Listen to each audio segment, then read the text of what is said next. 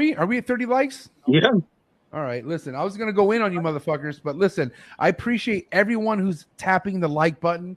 I also appreciate everyone who's hitting the subscribe button on these guys, because this is not easy to do, okay? This is a lot of work, and it's not fucking easy. So please, guys, if you're watching this podcast, you're not hitting the subscribe button, you should question yourself. I'm dead serious.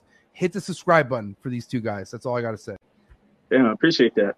I appreciate you. Glad I stuck around. I'm glad I'm still learning. I'm glad I'm glad I can inspire people. I'm glad I can do and be a voice and, give my opinion and help people and, and keep growing as I do.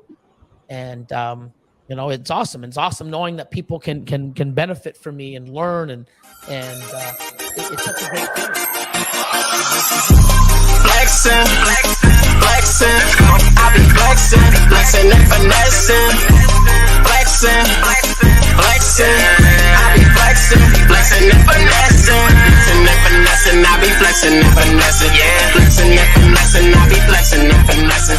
Flexin' and finessing, I be flexin'. That was a hell of a long intro, wasn't it?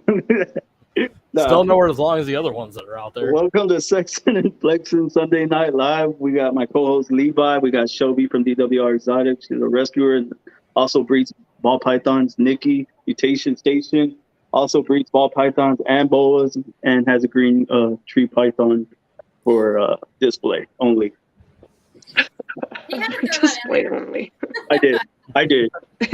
Just display only. Anyways, guys, y'all gonna go ahead and tell us about yourselves. We'll go with Shelby first. I was like, who wins? Okay, cool. They're like, who's going first? My name's Shelby. I live in northern Arizona. We started off with the typical buy your chain store pets and realized that's not the right way to go. And then we started rescuing. Me and my husband, we have a lot of rescues in here. Kind of slowed down on that because I don't get rid of them. I just keep bringing them in, and I love them all dearly. And then we decided to breed ball pythons. So I currently have 22 breeders of all various age groups. And then eventually we'll be doing sand boas as well, Kenyan sand boas. So I'm waiting for my male. He'll be here. Wait, you buying a baby or? Yeah, I'm buying a baby male.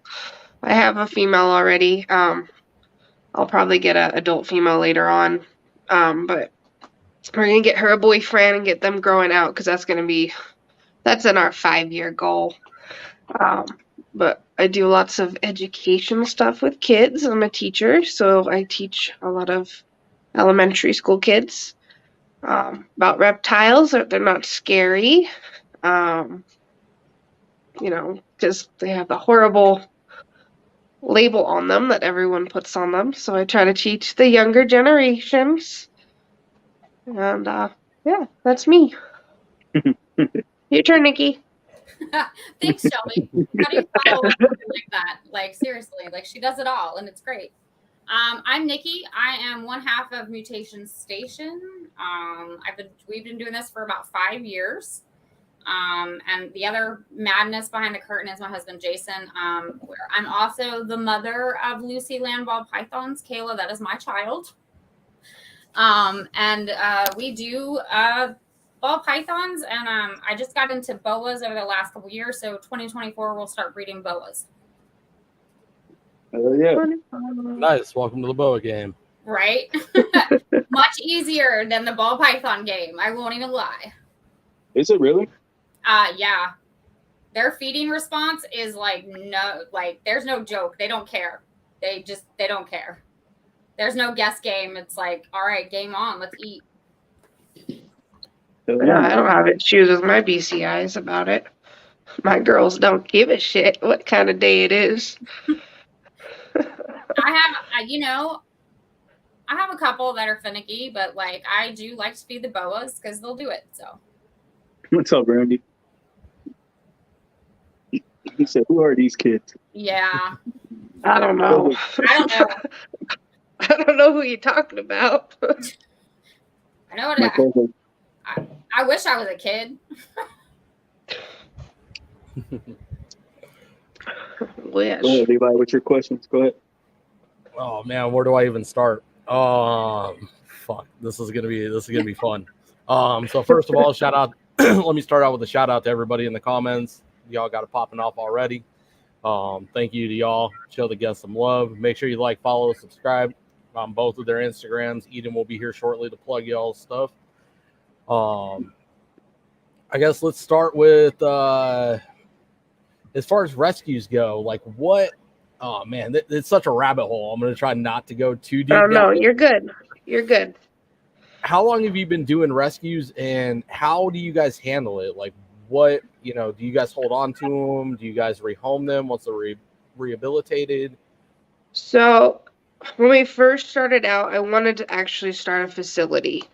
That didn't go as planned. There's a lot into it. I need a lot more manpower than I thought I needed. So it's kind of what I do is I kind of just rescue for me kind of thing. I keep everything. I pay for everything. There's no donations. There's no money giving handed out. There's no because I've gotten actually stuck in the rabbit hole that you're talking about people. Well, you're not a real rescue. No, I'm not a facility. No, but I do rescue animals. It's no different than adopting a dog. Like I have a lot of disabled animals that I've put the money, time, and effort into to get them back to where they need to be. I don't adopt out. I've kept everything. I have never rehomed. I just have a love for the scaly babies that didn't have a chance. So a lot of mine are stunted or disabled. I've got some with like missing limbs. I'm working on a leopard gecko right now that's just his metabolism is trash. So he's like his weight goes up and down, but I committed to him and I'm gonna give him the best care while he's here.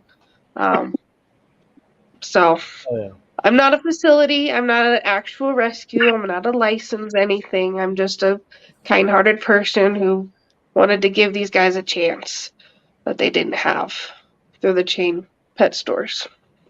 Shout out. That's awesome. Hell yeah. And there's her link.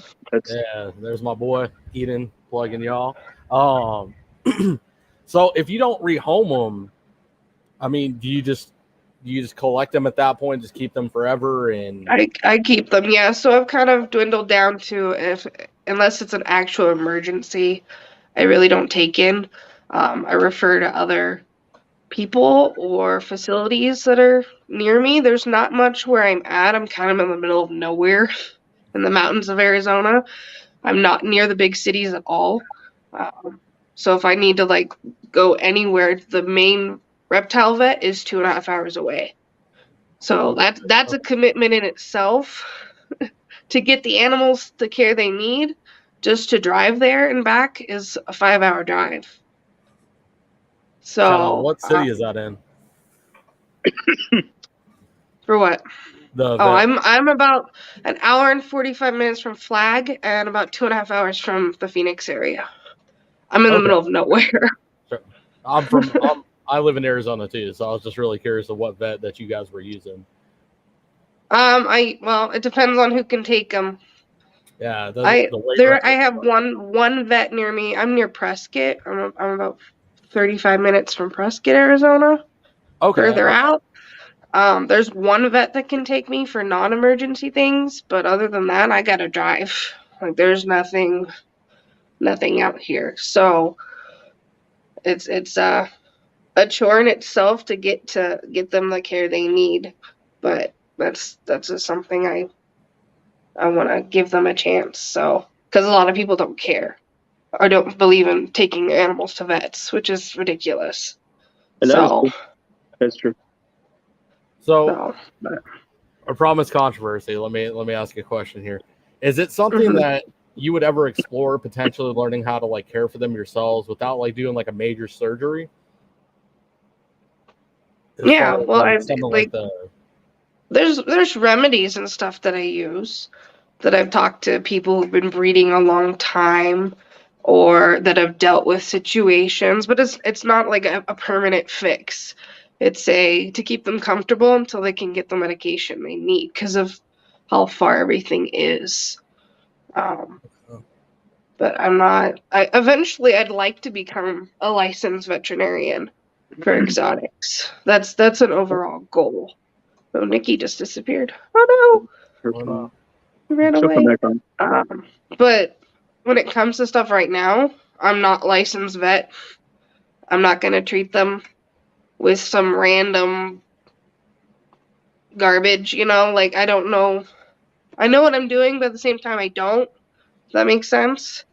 I can give them the care they need here, but if it's something above and beyond, then a vet is necessary, Okay. which is what Fair I enough. should be anyway. I But heard. yeah. Yeah, her internet crashed. She said she'll be right back. Okay. Okay. All right. So again, I promise controversy. Let me get your take on something here. How do you feel Go for it. about? We speak on him a lot. How do you feel about what Nerd did to his snakes and the surgeries that were performed in house?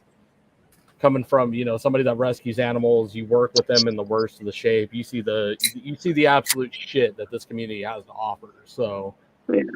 what's your take on something? Personally, I'm not a huge fan of him doing the surgeries himself, let alone putting it online. That's just for the animals that he's doing it on. There's so many risks of him getting injured, and that's just stupid on his part. Let alone it needs to be done professionally. Like so many things can go wrong if you're just like poking or prodding at something that's not. Like there's only so many precautionary things you can do yourself as a keeper, but if it's a surgery needed, like I've seen the abscess videos where he's like popping things. I'm like, why? Why would you put your animal in that much like stress for one? Not properly. Like who knows what's going on behind the scenes, but I don't like it personally. That's just me. Okay. Oh, and just by the way, if I ask a controversial question, you guys aren't comfortable with it, you can shut me down. We won't even touch on it. I'm good with it.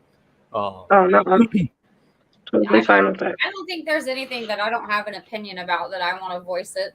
So you ask away. Okay. I don't know if you heard, but like, let's get your take on it too. The self-performed surgeries from Kevin over at Dirt.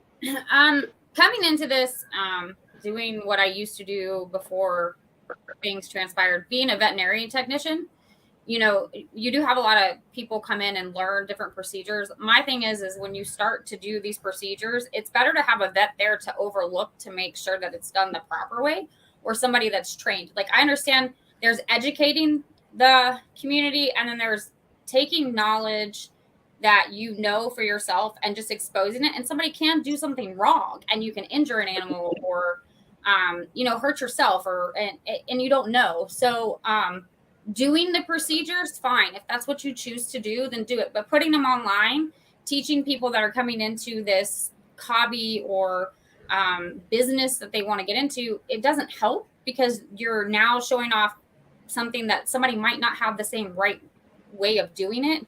And now they're losing an animal. Mm-hmm. Amen.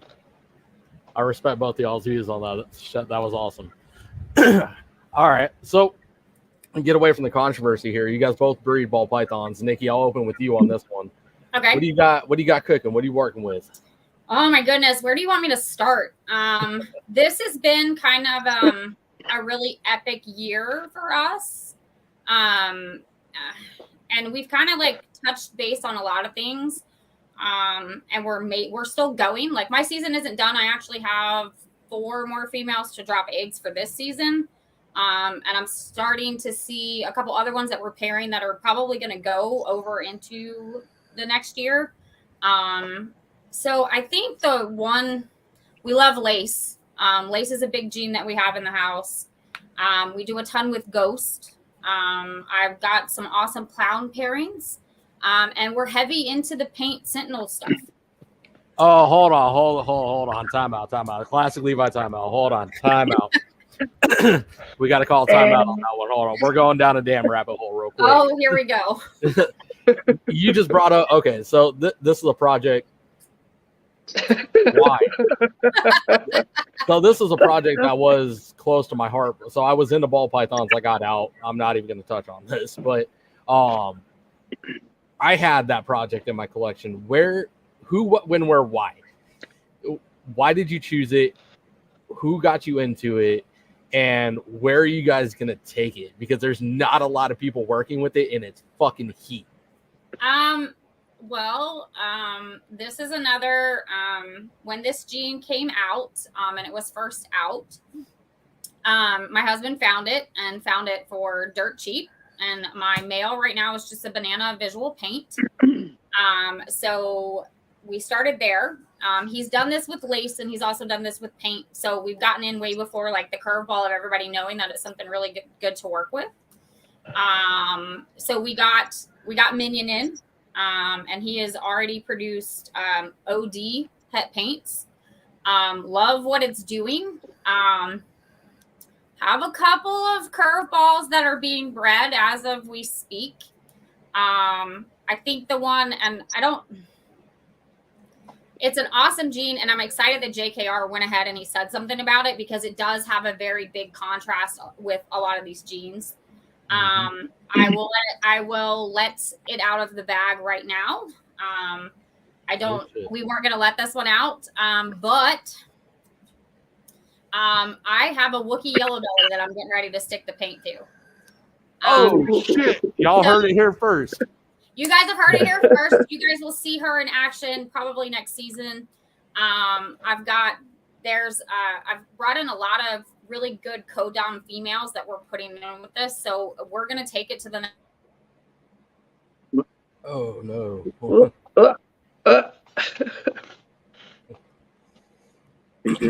Cracked again. Right. All right. So we're gonna put a pause on that. We're gonna come back to that because I'm not gonna let that one go. Yeah, right. It's an important conversation. Right, Shelby, what you got cooking up over there? So I'm fairly new to breeding ball pythons. I've had one clutch last year. Congratulations. A lot of mine are subadult, so they will be bred next season. I've bred lots of other things like livestock. Like I said, middle of nowhere, you name it, cattle to rabbits, I've bred it. So breeding is not a new game, it's just the animal. So I have a lot of projects going off, a lot of projects that are intertwined. Very basic stuff for right now. So I have a lot of pied stuff, bell stuff. I do have a small spider project going off. I have a couple females. I have not got their male yet. I'm gonna get a blackhead and do some experimentation with that. I have just to see how the neurological stuff plays out, and if it's really bad, then they won't get bred again. But just to do some test runs. I do have some really dark genes. I have GHI and Mojave stuff going to be going off in the next couple years. Like I said, I've got a lot of little guys right now because I'm growing everybody out. I'm in that waiting game everybody hates. It's just sitting here waiting for them to get big enough. But yeah, and then the sand boas are right behind it, so they'll go off when my ball pythons really start blowing up. So hell yeah. So I'll go from one clutch to like 5 to like, I don't know, 9 a year. It'll just keep growing as soon as they get big enough. Absolutely. But it's just basic stuff for now. Well, let me say something real quick. So with the pies, I wouldn't say pies are basic though. I mean, if you're going to get into the recessive game, like that's really the stepping stone. I mean, he's in the chat right now. Shout out Emilio. And if you're not familiar with him, go give him a like and a follow. He's got some fucking heat as far as the Pied projects go. Yeah, I've seen some pretty cool stuff. Yeah. I have a couple normal pied females, just to get the pied in there. I have a passive pied male, and he's gorgeous. Nice. So gorgeous, and he's high white too. So he's my favorite. Don't tell the other snakes. He's my favorite. So But yeah, no, it will expand. I have a plan, but I want to start basic and get the like the pets, people's preferences for pets. Everyone likes pieds. Everyone likes bells. So it's not going to be an issue to find them homes. I didn't want to start off with, a 6-gene snake and not know what the hell I'm doing, if that makes sense. Like, people go into it sometimes a little Hard.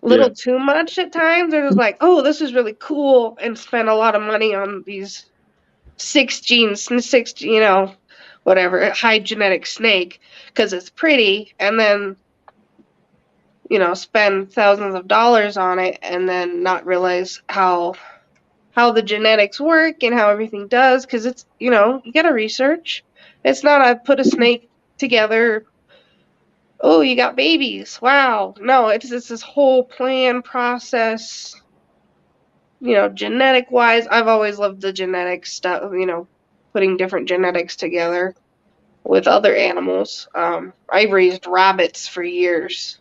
I'm actually going to get back into it to feed some of my bigger boas, because they're chunky, and but I was always fascinated with the genetic portion of the colors and the conformation and everything. So now it's just on a reptile, and so it's fun because it's different. It's to watch the weights and this and the whole process. It's wonderful. So. It's just taking its time, getting the babies all up to their prime weight and ready to go. So let me ask you a question on the pieds. Which one do you prefer? Do you prefer the high white or low whites? I prefer high whites personally. I like spides. Spides are one of my favorite, where it's just the head. Do you have one? I do not. No, that's in the process. Oh, you just had a shed, dude. Oh, you are shedding. I'm sorry, I didn't mean to disturb you. So This is my. He's got a chunk of shed right there. Oh wow. So those are his only spots, head and the 2 spots. He's a little crunchy right now. But he's my pride and joy. I spent months and months and months finding the right one. Hi, dude. He's so fun. And Damn it, Chris. he said, not a big fan of clowns. Those are fight So, but words. my females, my 2 visual females are normal pieds, and they're not a low white. They're probably a medium. They have white, but they have color. They're not great. They're just typical pet quality, not quality, but just the normal pieds. Nothing crazy about them. They're beautiful, and I absolutely love them. I love visual pieds, but Pieds are sick. I will always say they're gorgeous. So are you gearing up to lean more towards selling to the pet market, like helping supply shops? People that are looking to take their first step into the industry, whether it be their first snake ever or their first pet snake ever, their first wanting to get into breeding eventually, and they want to start out low and work up high, like some people like to do. Yeah, kind of a bit of both. Like I said, just the area I'm in is trash. There's not even an exotic store here. They don't last very long. So and down in Phoenix, there's quite a few. So I mean, I could eventually sell to people out there.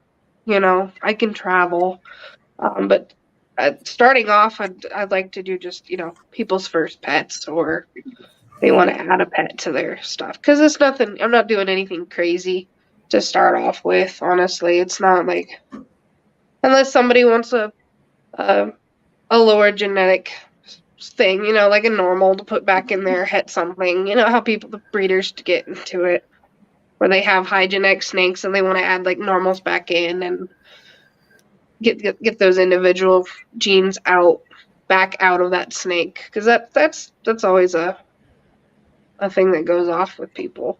I've learned watching everybody. Absolutely. Everyone's got that fun stuff. Huh? Where are you going, sir? You're just Bro, I was gonna ask you, boy. like, do they consider this a hobby or industry? Like NJ asked us last night. Right. Built the industry and passion with, yeah. You know, I talk to people all the time about. I have reptile stickers all over my car, and I get stopped by people all the time. Either people in complete disgust or people asking if I have reptiles that they can buy. Like, not yet. Wait like a year, and then we'll get you there. Absolutely. So I don't know if you guys heard, but Chris was asking, and this can go for everybody in the comments too. Do you guys consider this an industry or a hobby? Oh God. Honestly, I take it as both. And why we all do it. The hobby side of it is the passion. And the desire to take these animals and unlock genes and fun things, and, you know, supporting everybody. And then in an industry, I take it it's an industry. It's a business industry that a lot of us are a part of. So I personally think of it as both. And we like it that way. Because if you didn't have the hobby side of yourself, you wouldn't have as many as we all have. And we all know they're like potato chips. Once you eat one, you're going to get another one. Yep. And another one. And another one. And then like 6 more. I started with 1 5 years ago, and I'm up to 140. Oh shit! Nice. Hell yeah. So, No, I agree with Nikki, because there's come to a point, and I've watched a couple of lives about they were talking about, you know, what's the breaking point between passion and hobby and hoarding. And I have like really strong opinion on it, because I get a lot of people. I've had a lot of conflict with people in the past, and I was called a hoarder. I have 18 species that I have a 2-car garage to get dedicated to my animals. Like, this is my reptile room. It's not a garage anymore. But I know every single one of these animals and their care and what they need and their personalities, and because I've rescued a lot of them, their disabilities, because a lot of them are not a typical care. But you need to have that passion to have that many. So if you're a breeder, yes, you have the industry part because you have a business, and you have the sales portion and the making sure they go to, you know, good homes and that whole business portion, industry side. But you still need to have that passion side and the hobby side, because you didn't start this to make money.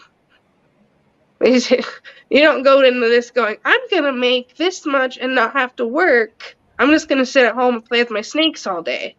That's not it at all. All of us, are a majority of people that breed, have jobs, have families, have other hobbies. Like, this is not, it's not it's a majority of their life, yes, because it's a big portion of what they do, but we're still human. And we don't have a zoo or a whole big facility. And it's wonderful that people can do that. There's very select few that have full-on facilities and can breed and sell their animals as a full-on job, which is awesome. But that's not realistic for everybody. So you have to have, yes, I like that comment there. You have to have passion to take care of and breed and work with these animals, because they are animals. You got to take care of them, right? They're not going to breed if there's a skinny little stick in a box. They're not going to do anything. They're not going to thrive. If they're not thriving, they're not going to breed. They're just going to sit there and probably die and wither away, because they're not being taken care of. Because they understand that you're caring for them. You have to, they know, and you can see it. You're not working with your animal, they're going to bite you every time you open their tub. Well, that's just not pleasant, and it kills the passion. So you have to have it. It's like a whole big whirlwind, a game of passion, industry, working with the animals, knowing what you want to do. It's just a whole big rotation. I could go on hours about it, but if the passion's not there, you're not going to give the dedication that these animals deserve. Like we say it all the time. Every minute that we all do these lives and we meet new friends, there's a new breeder that's come into the hobby. And if you get into this hobby thinking that it's going to make money and it's going to be fast, oh boy, let me tell you, you are completely wrong. These snakes will teach you patience. If you don't have patience, these snakes will do it. We've been at this 5 years now, and every breeding season, I've been taught by these snakes a whole new thing that I didn't see the year before or had ever thought I would see. So they're constantly educating us, with us being able to educate people that don't like them about them.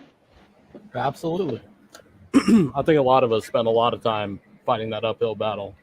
Oh yeah. And my favorite saying to a lot of people when they first meet me, because people normally meet me with their eyes first and they see the snake tattoos and they see the scorpion and they see the spider and all that stuff. It's the wrong impression. And I always tell people when I'm bringing a snake to introduce it either to a child or adult, I'm like, you're not going to offend me or the snake if you don't want to touch them. Amen. Facts. Facts. All right. So before your internet cut out, like you were dropping straight fucking heat. We gotta.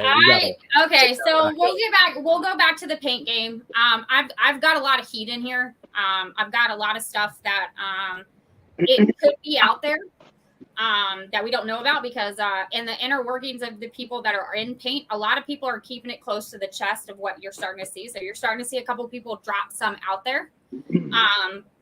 I have brought in probably 5 killer females that I'm going to stick paint in. I'm going to see where it's going to go. It takes, next season will be a big paint season for us. And like I said before, I have acquired, she is in-house already, a Wookiee yellow belly that I'm sticking to the paint. So I'm not messing around with this stuff. When it comes to a gene that Jason believes is going to go and it's going to go fast and it's going to create some great stuff, we're there. We're in it. I'm still in lace. I've produced, as of right now, we know he is a world's first pastel phantom lace ghost. So we're rolling with things in here. We kind of stepped up our A game. We went from some 1 geners to a couple geners. Now we've gone from a couple geners to about 4 or 5 geners. And, we quietly sit back and watch everybody. And once it's ready, then you guys will start to see it. Fuck yeah. Okay. So correct me if I'm wrong here, right? The paint sentinel, this has been a controversial subject with them.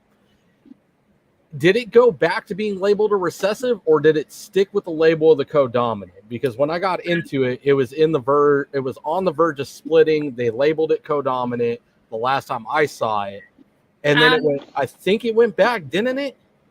So JKR released a video, I want to say within like the last month. It is actually considered a recessive. Okay. Is what they're now they're sticking that in there with it. So it is a recessive. But I'm going to tell anybody that doesn't know this, even if it's a het paint, it totally, like, you can see het influences throughout any of the babies. And it's crazy. See, both of mine were het, and just the insanity that they look like for being quote unquote normals was incredible. Where is he? Who got you guys into paint? So we actually got it from a breeder off Morph Market. I want to say it's like SWR. It's Mr. Jim. He's based out of Michigan. Okay. Is who I reached out to. Jason researched it like hardcore, like we do with anything before we make a decision. We go and we look to see where the progress is and who's working with what and what it's looking like. And then we go ahead and we acquire it. So that was the first time that we got into paint. I have another one that's coming in, and it's from Rec Room out of their paint line. It's got yellow belly in it, and I'm telling you, calico, yellow belly, any of those genes right there will totally trick these snakes out and make them look sick.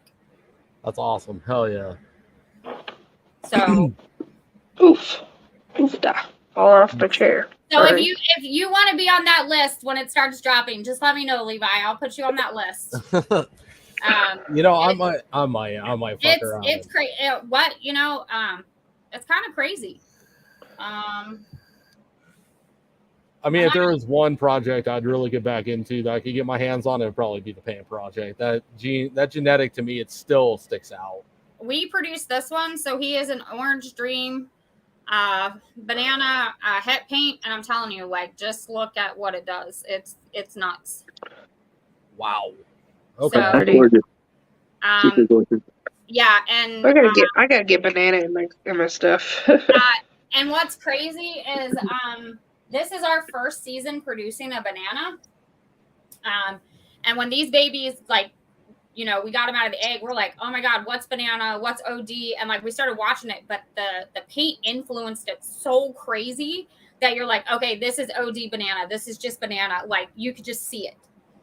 Okay. So if you guys aren't working a certain gene and you guys want to get into it, please, please, please, paint it's just going to blow up. I agree. I 100% agree. I was two and a half, maybe 3 some odd years ago. I was in it, and now a good friend of mine actually has a project, and he's putting. Have you put GHI to it yet? No, GHI is in the works. She's growing. We concentrated a lot with spot nose and yellow belly and calico, and so like we kind of have like genes that we want to see mixed in this, so we're gonna go for it, and we're gonna produce it and we'll see what happens. Hell yeah, I'm excited. I'm gonna be following you every step of the way. Like, that's fucking incredible. We like people to see what it does. When new genes come out and people are a little leery to actually see what the potential is, it's really cool. And even if it's just in the het form and you just have a het paint or sentinel, it depends on what you call it. They still do their patterns are still drastically nuts in just the het version. Hell yeah.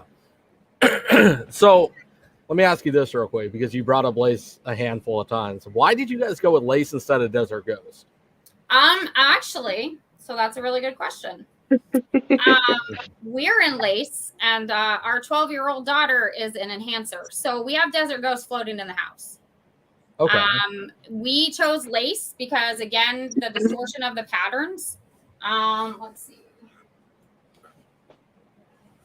She's like, hold on, let me pull out I'll show my you now. tub right here. I won't tell. Yeah, I'm sitting behind the hatchling rack. So this is the boy I told you guys about that's the world's first. So it's Phantom Lace Visual Ghost Pastel. I mean, look. Oh, goodness. Wow. How pretty. So lace does great things. We are finding with the lace gene, it looks great in a single gene form, but when you get white laces, which let me grab her real quick.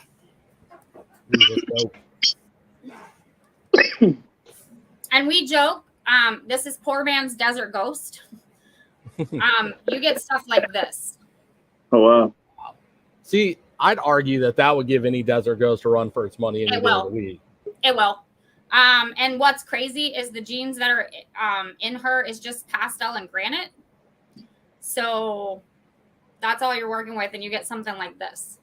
I was like, turn your phone, Bree. So, real quick, help educate me and then anybody else that doesn't quite understand. What separates lace from white lace? Well, there's black lace, which is a completely different gene that some people are working. And it's not, I don't know much about the black lace. I just know about the lace that we're working. I think if my husband was in here, he'd be able to explain it better than me. They're just not compatible on that level. So Okay. Luke, sorry. Yeah, I read out some heat. No, that's incredible. Y'all got some really cool projects going on over there. I mean, so again, just a little bit of backstory. I don't mess with ball pythons like I used to. I appreciate them, of course, but you've definitely got my damn attention here. So well, don't. It's not just us though. My daughter, y'all should watch out what happens with this ultramel stuff she's getting ready to drop. And she's dropping asphalt het clown stuff, and she's 12. And I only breed to try to keep up with her. That's it. oh shit. Okay. She's a little powerhouse. Is what she is. Her daughter's a powerhouse. I asked her too. I was like, "Is she gonna be on with you?" She said, "I don't know. We'll see." She'll probably pop her head in here in a little while. I mean, to see kids her age like get into this hobby makes it worth it for us. Because I like to see the smiles. I like the stigma to stop right there and be like, oh, snakes aren't as bad as they are. It's not a good snake, it's a dead snake. It's like, here's your snake. Understand it. Pay attention to it. So that's kind of where it is. Oh yeah, that's awesome. Yeah, it'd be really cool if you could bring your daughter on for a little bit. Shout her out. Let me. She's probably around the corner. Kayla, come here. Well, I'm gonna let Bree introduce herself. This is Brianna from Simple Scales. Go ahead, Brianna. Tell them what you work with. Yeah. I'm Bree. I own Sinful Scales. I do it by myself. My boyfriend has no interest in reptiles at all. So I work with crested geckos, and then I just started my first 2 breeding pairs of gargs. And I'm just getting into ball pythons. So I have 3 currently, but I'm working on getting black pastels so I can work with them specifically. Currently I have a female pastel yellow belly and a pastel pied male who's high white, and then I have a pastel 100% het clown, 50% het hypo. Nice. Hell yeah. That's awesome. So I'm gonna solo you guys out real quick. Hold up. Shout out. So the myth, the legend. Hi. Hey, Kayla. What's up? How is everybody doing tonight? You're doing all right. How you doing? Doing all right. Yeah. Doing pretty good. So what you got going on over there? What are you working with? Because Well, I saw the Ultramel talk in the chat. Yep. I just got in this new male. He's a pastel leopard yellow visual Ultramel male that I was going to start passing around and making some hets and double hets and stuff. And I got in a bunch of breeder females going with him as well. So hopefully by next season we'll have a bunch of visual Ultramels coming out. What else are you working with? Asphalt. Mm-hmm. Asphalt. Asphalt. We gotta get it. We have to say it the way Billy says it. Asphalt. Asphalt. Got the asphalt het clown. Asphalt het clowns. Hopefully she'll drop it soon. Oh yeah. And freeway mail's pairing up too. Oh yeah, and she's got her freeway mail. He's doing his things. And the enhancers. And the enhancer stuff. Nice. Go ahead. Tell them about what. So This is she's about to drop knowledge on everybody. If you guys don't know her, just listen to this. Again, reminder, this is a 12-year-old. It's like the this is probably my most exciting project I'm working on at the moment. And it's the first ever triple recessive project I've ever tried to work with. And hopefully by next year we'll be making triple het desert ghost exanthic pieds or enhancer, whatever you want to call it. So Nice. It's not entirely me either. It's kind of a shout out to my friend Dave at Redbeard's Pythons. It's a collab project with him, so it'll be really exciting. That's awesome. That's phenomenal. Yes, it is. Wow. And y'all like doing collabs. Nice. You're only 12. That's even more impressive. She's 12 and she rocks it. Like, a lot of people are like, I wish I was her age when I started. I can't wait to see her journey through the next 10 years or 12 years or whatever, to kind of see where she goes, because her mind eats, breathes, and sleeps this stuff. It does. So you never know what she's going to produce. I don't breed any other reptiles. I only breed ball pythons, but I do own other reptiles or arachnids. Yep, there you go. But I don't breed any other reptiles. What do you own? What else do you own?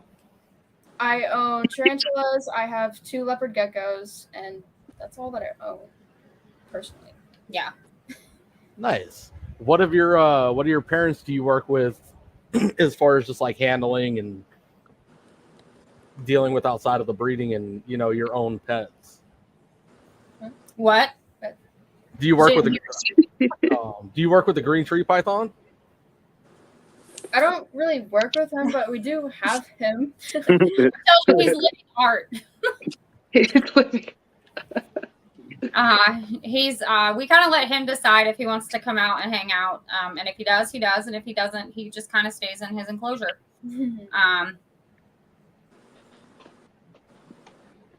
What is Nice. this? Okay. Do you work with the boas at all? Do you handle them? Do you mess with them? Oh, I do handle and mess with them. I forgot about them. She forgets about them all the time. They're like the quiet section in the snake room that you forget they're there until it's feeding time. You know, we've learned with the boas, when they want to open mouth hiss and they don't feel like being messed with, you kind of stay away. Fair enough. So did you guys see Emilio's comment earlier? I know we were having technical difficulties. I don't think you guys saw my comment. Jim hit a paint pot. Oh, wow. Does he have anywhere to send it to us? I'm kind of curious. Send us a picture. We're always curious to see. That's great. If somebody did a paint pied, man, that's got to look sick, though. I mean, holy cow. Oh, my God. Yeah, Emilio, send it to me and I can post it up here. Yeah. I love to see what's going on.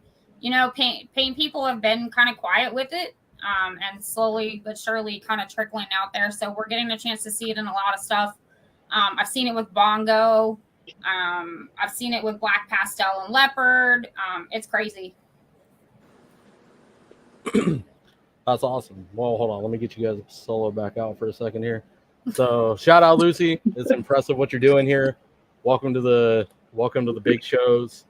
You're more than welcome to hang out the rest of the live if you want, if your mom's okay with it. She's fine. Cool. You want to? She can hang out. I can hang out until she gets tired and decides she's going to bed.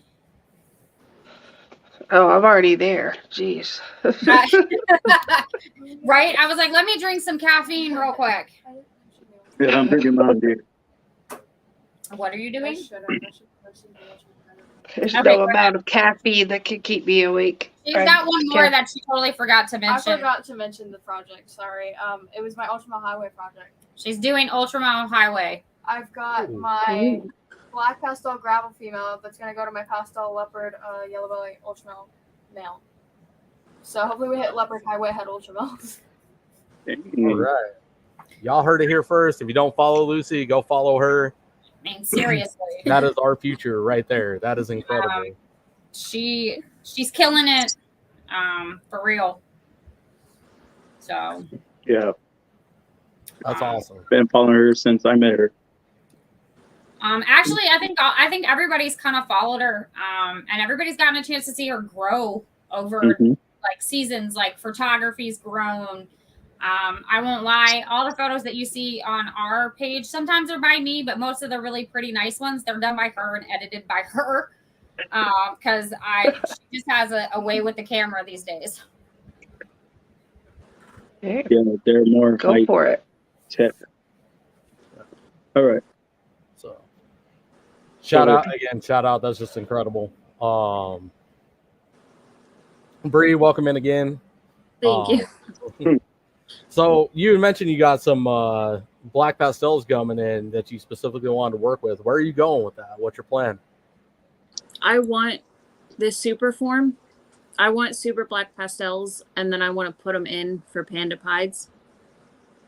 And then I'm probably going to decide once I hit that, then I'll make a new goal and decide what I want to do with it. But it's kind of, I don't want, with how saturated ball pythons are, I don't want to play around with normals. I don't want to play around with just regular pastels. You know, I want to, if I'm going to do it, then I'm going to put the money into it.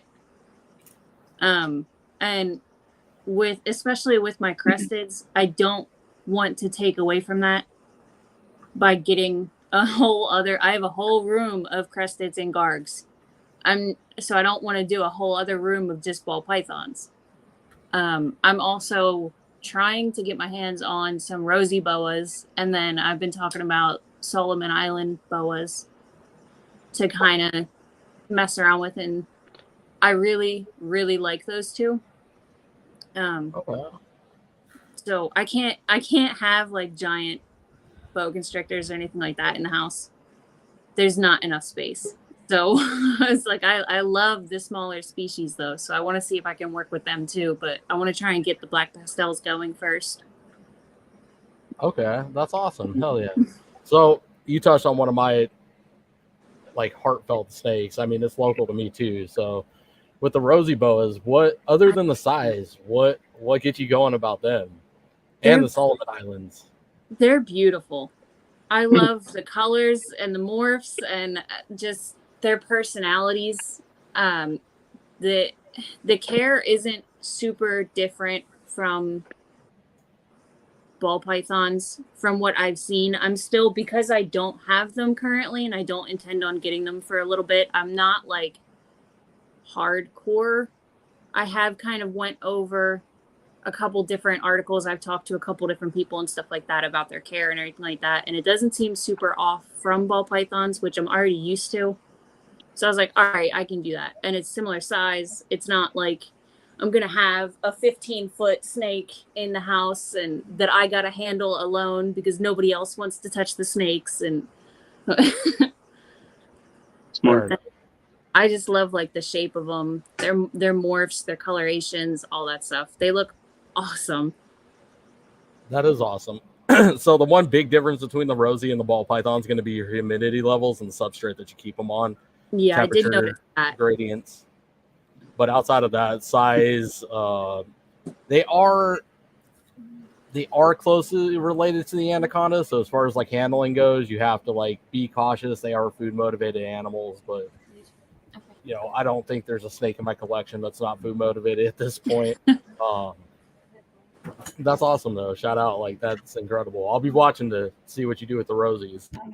They're up and coming too. Yeah, that's something I noticed too. Is I was like, they are not overly saturated at all. I think that they're going to be. I think in a couple of years, like people are going to really start hunting for them, and they're going to want them. And I was like, I already love the snakes. I want to get some, and if I can get them and start working with them, I was like, that would be even better. Absolutely. Shout out to all the hognose breeders out there. They're ones that have, you know, done what you're doing now. Yeah, the hognose is coming up quick, man. They were like nobody had them for a while, and then now I see people are asking all the time, like, where do you know where I can get a hognose? Do you know any breeders? Blah blah. I'm like, here's a couple that I know, but like for a while nobody even knew what they were. Yeah, no, for real, they like exploded. It feels like overnight. And I think, you know, a lot of species are coming into that. Nikki, I'm sure you can relate. The BCI projects are absolutely insane right now. They've come up in the last 5 years. Shelby, I don't know if you plan on working with anything else in your collection or what your future breeding plans are. I guess we could touch on that now between all three. But it sounded like you have BCIs in your collection. So I do. I have a adult female and a sub-adult female Colombian red tail. big girls. One of them's a big girl, and one of them's getting there.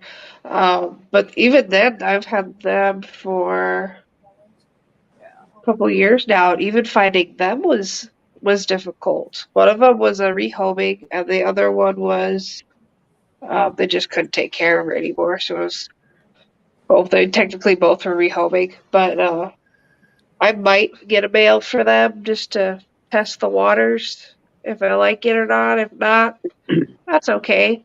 I still love them and I'll still keep them. I probably won't do anything with my colubrids. I have all males. I Get some females. I know. I have 2 corn snakes, 2 western terrestrial garter snakes. I have a Sonoran gopher, Arizona mountain king snake, and a western hognose. Fuck yeah, you're speaking my love language right now. Fuck yeah, shout out to you. Hell yeah. So I love them to death. I might do something later on when I get the ball pythons rolling, and it becomes my routine for the ball pythons go off and then the sand boas go off. I might do something with my colubrids, but I'm not quite sure. Because, well, 3 of the species I have are native Arizona that were rescues. So, okay. The king snake was a glue trap. The gopher he was a hatchling in the wrong place at the wrong time, and we saved him. He was almost going to get run over. And then the garter snakes are actually brought into the school I work at. A kid brought them in, 2 adult males together. And for those who don't know, they're cannibalistic. So they will eat each other. They were okay for a while. I gave them a big enough enclosure. I thought they would be okay if I separated them while feeding, and then nope. Learned that really fast. Separated them immediately. Didn't let anything happen. Risks of cohabbing. Just test the waters. If they could do it, great. If they can't, nope. Not gonna risk it. So I have those boys. They're flighty. They are flighty little creatures. They've got battle scars because they were out in the wild for so long, but they weren't releasable. They were so damaged when they came in. They were just a little boy had him in a bucket and he brought it into school and he's like, I wanted to show the whole school. And I'm like, no, this is why people are scared, because you're just bringing a bucket of snakes to school, and you're 8. Like, no. Yeah. Why did your mom let you bring these? Oh, she doesn't know. I had to call his mom. He's like, I didn't think those things were in my car. I don't want them. I'm like, oh God, why? I might do something with my corns later down the line, though. I do enjoy my corns. My older male, he's about 13, so I probably won't do anything with him. He's up there.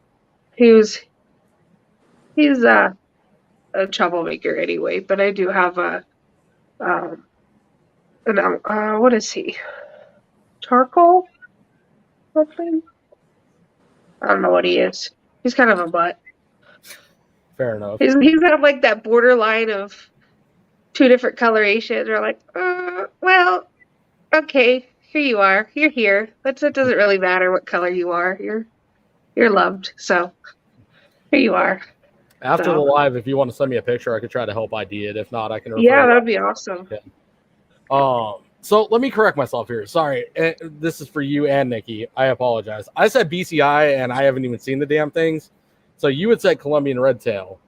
So you have true red tails, the BCC. No, locality? I have BCIs. They're not true. Okay. They're Colombians are not true. And Nikki, do you keep BCIs, BCOs, or BCCs? Shoot. Central Americans. Okay, so that would fall under BCI. These, Yeah. these guys. Sorry, I spoke out of place there. I don't, it's so funny because you elaborate it that way with boas, with BCIs and all that other stuff. I just know Central Americans and they have attitude problems that you're never going to get away from. Oh yeah. Amen. Colombians do too. Colombians do too. My girls, if they're hungry and they want food, they will go for anything that moves. Yep. I've got and they're powerhouses. Oh yeah. They don't care what's in front of them. At least for my girls, I'm sure someone's got a nice one somewhere around the world. But my smaller female, I had my arm in the wrong place at the wrong time. I had my long tongs. She missed the rat and hit my arm. Grabbed my arm, bruised the royal crap out of it. And she's only like 4 feet long. She's not huge, but she bruised like I would not want to be struck by my big girl. She's about 6.5 feet, almost 7 feet, and I don't want to be the other end of her mouth when she's hungry.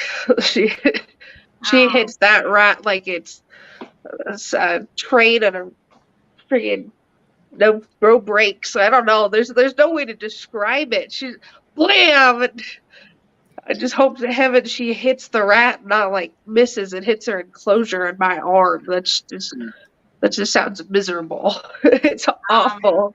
They're wonderful, but that food drive, at least for mine, is crazy.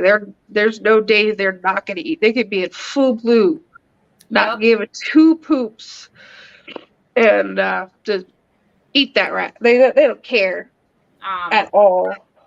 I love when people ask, they're like, well, what's the difference between the boas and the pythons? What are your pros and cons? And I'm like, boas, they don't care if it's dead, alive, regurged, half eaten. They're like, yeah, let's eat this. It's like it could be like moldy and half disintegrated. They'll still eat that thing. The same with colubrids. The colubrids are little garbage disposals. Yeah. We went down like big snakes. Why I pretty much got into boas is because I breed my own food, so I kind of like to have that bigger snake around for purposes. But we did have a retic at one point in time, and this one took 2 bites to their forearm by a retic as she tried to constrict at 6 feet. 6 foot retic. She tried to constrict both my arms. She thought I was food. Oh dang! Not pretty. That happened last season. Shout out for doing what you do. That's incredible. And what's crazy is she had on mutation creation shirt that Billy had sent her. And it was all white. And instead of being worried about the blood dripping down her arm, she's like, are you going to be able to get the blood out of my shirt? I was like, oh my God, we have to get the blood under control. So and she's taken a bite from the boas, and she takes bites all the time from the snakes. And she's at a point now where she's like, yeah, no, I'm good. She's like, she'll come downstairs and like be like, oh, so and so bit me like 4 times while I was trying to take his photo, and I'm like, oh, okay. Do you need stitches? Do we need to call a doctor? She's like, no, I'm fine. The ball python bites don't faze me at all, but when the boas or a retic comes after me, they actually kind of scare me. It's an intimidation factor. Yeah, they hurt. That's good, Gerald. I'm glad she's building for you. Yeah, that's Penny. So I assume that the retake is no longer in your guys' care. No, we found her. No. She's in a better home. She's in a better home with somebody else that can manhandle her. And the thing of it is that's really crazy is I got the retic for myself, and Kayla was the one that worked with it all the time. And that day it was really funny. She was like, she's wrapping my wrist a little tighter than she normally does. And just as I turned back to look around, the first bite went for the first arm, and she like slung her arm down to get her off, and then she just turned around and went for the next one. Yeah, I panicked. She was trying to constrict me, and I jumped, and then she got the other one. Retics are a handful. They are.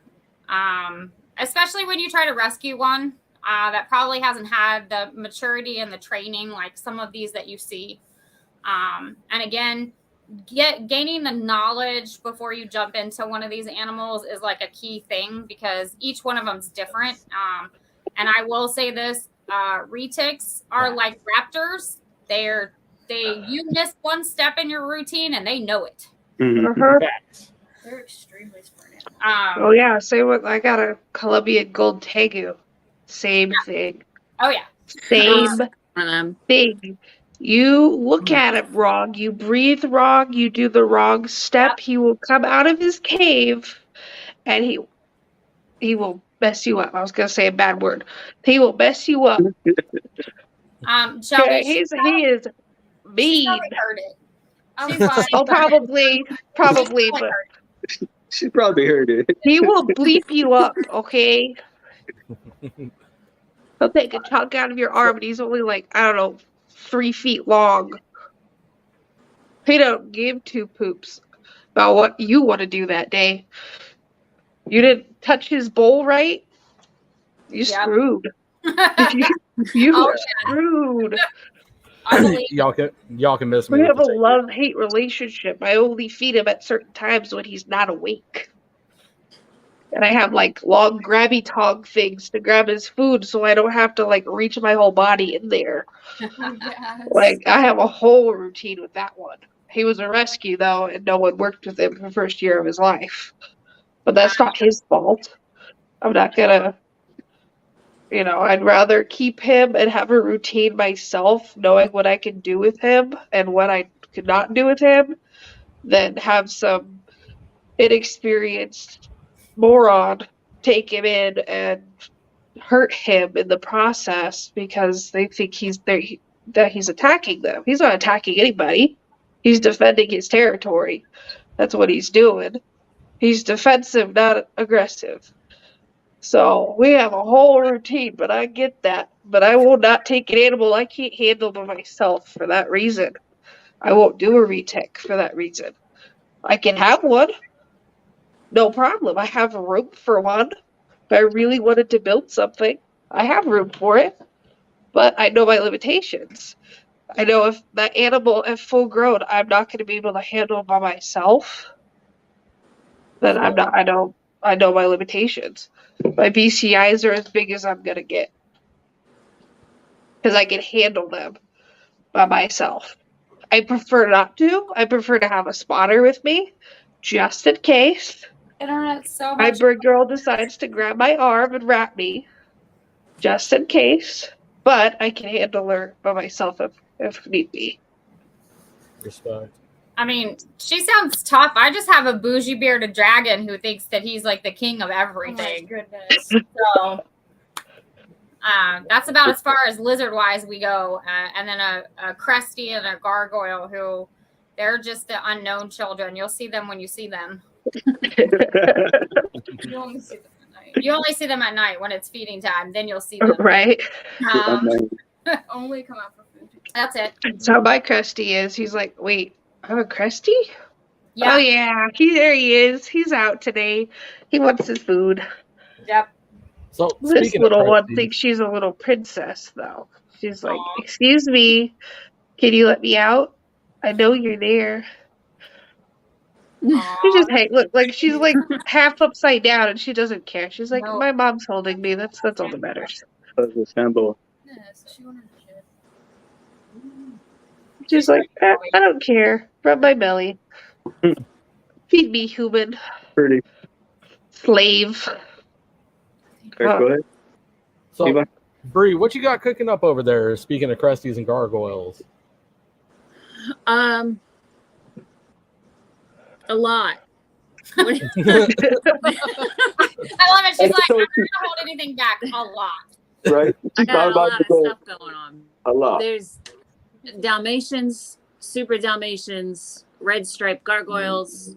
I am pairing a yellow stripe to a red stripe to see if I can get some 6 stripes from them, because that's the identical pair that the male was with last season, and they produced 6 stripes. So I want to see if I can do it with my female.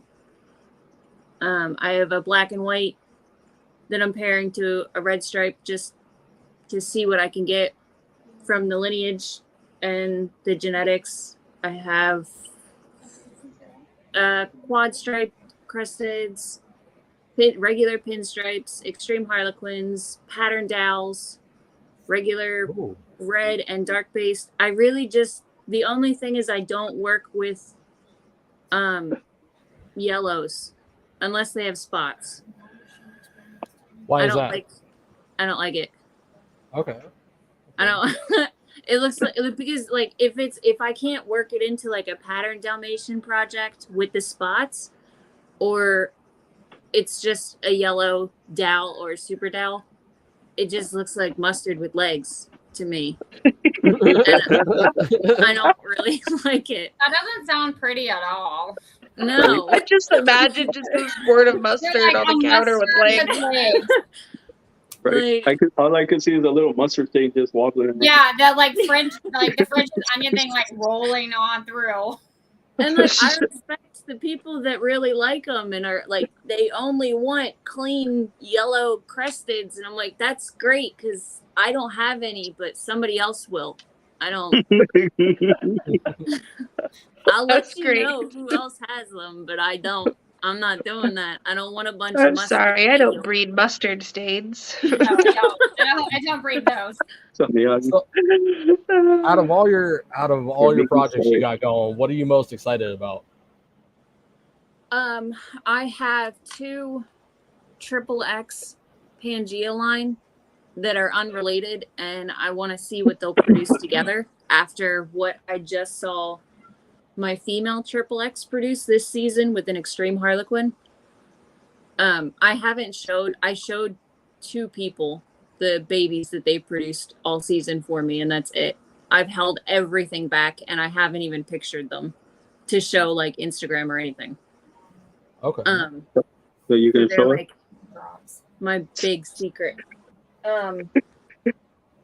Hey, it's cool to have big secrets. You know, every now and again we have to like let them out.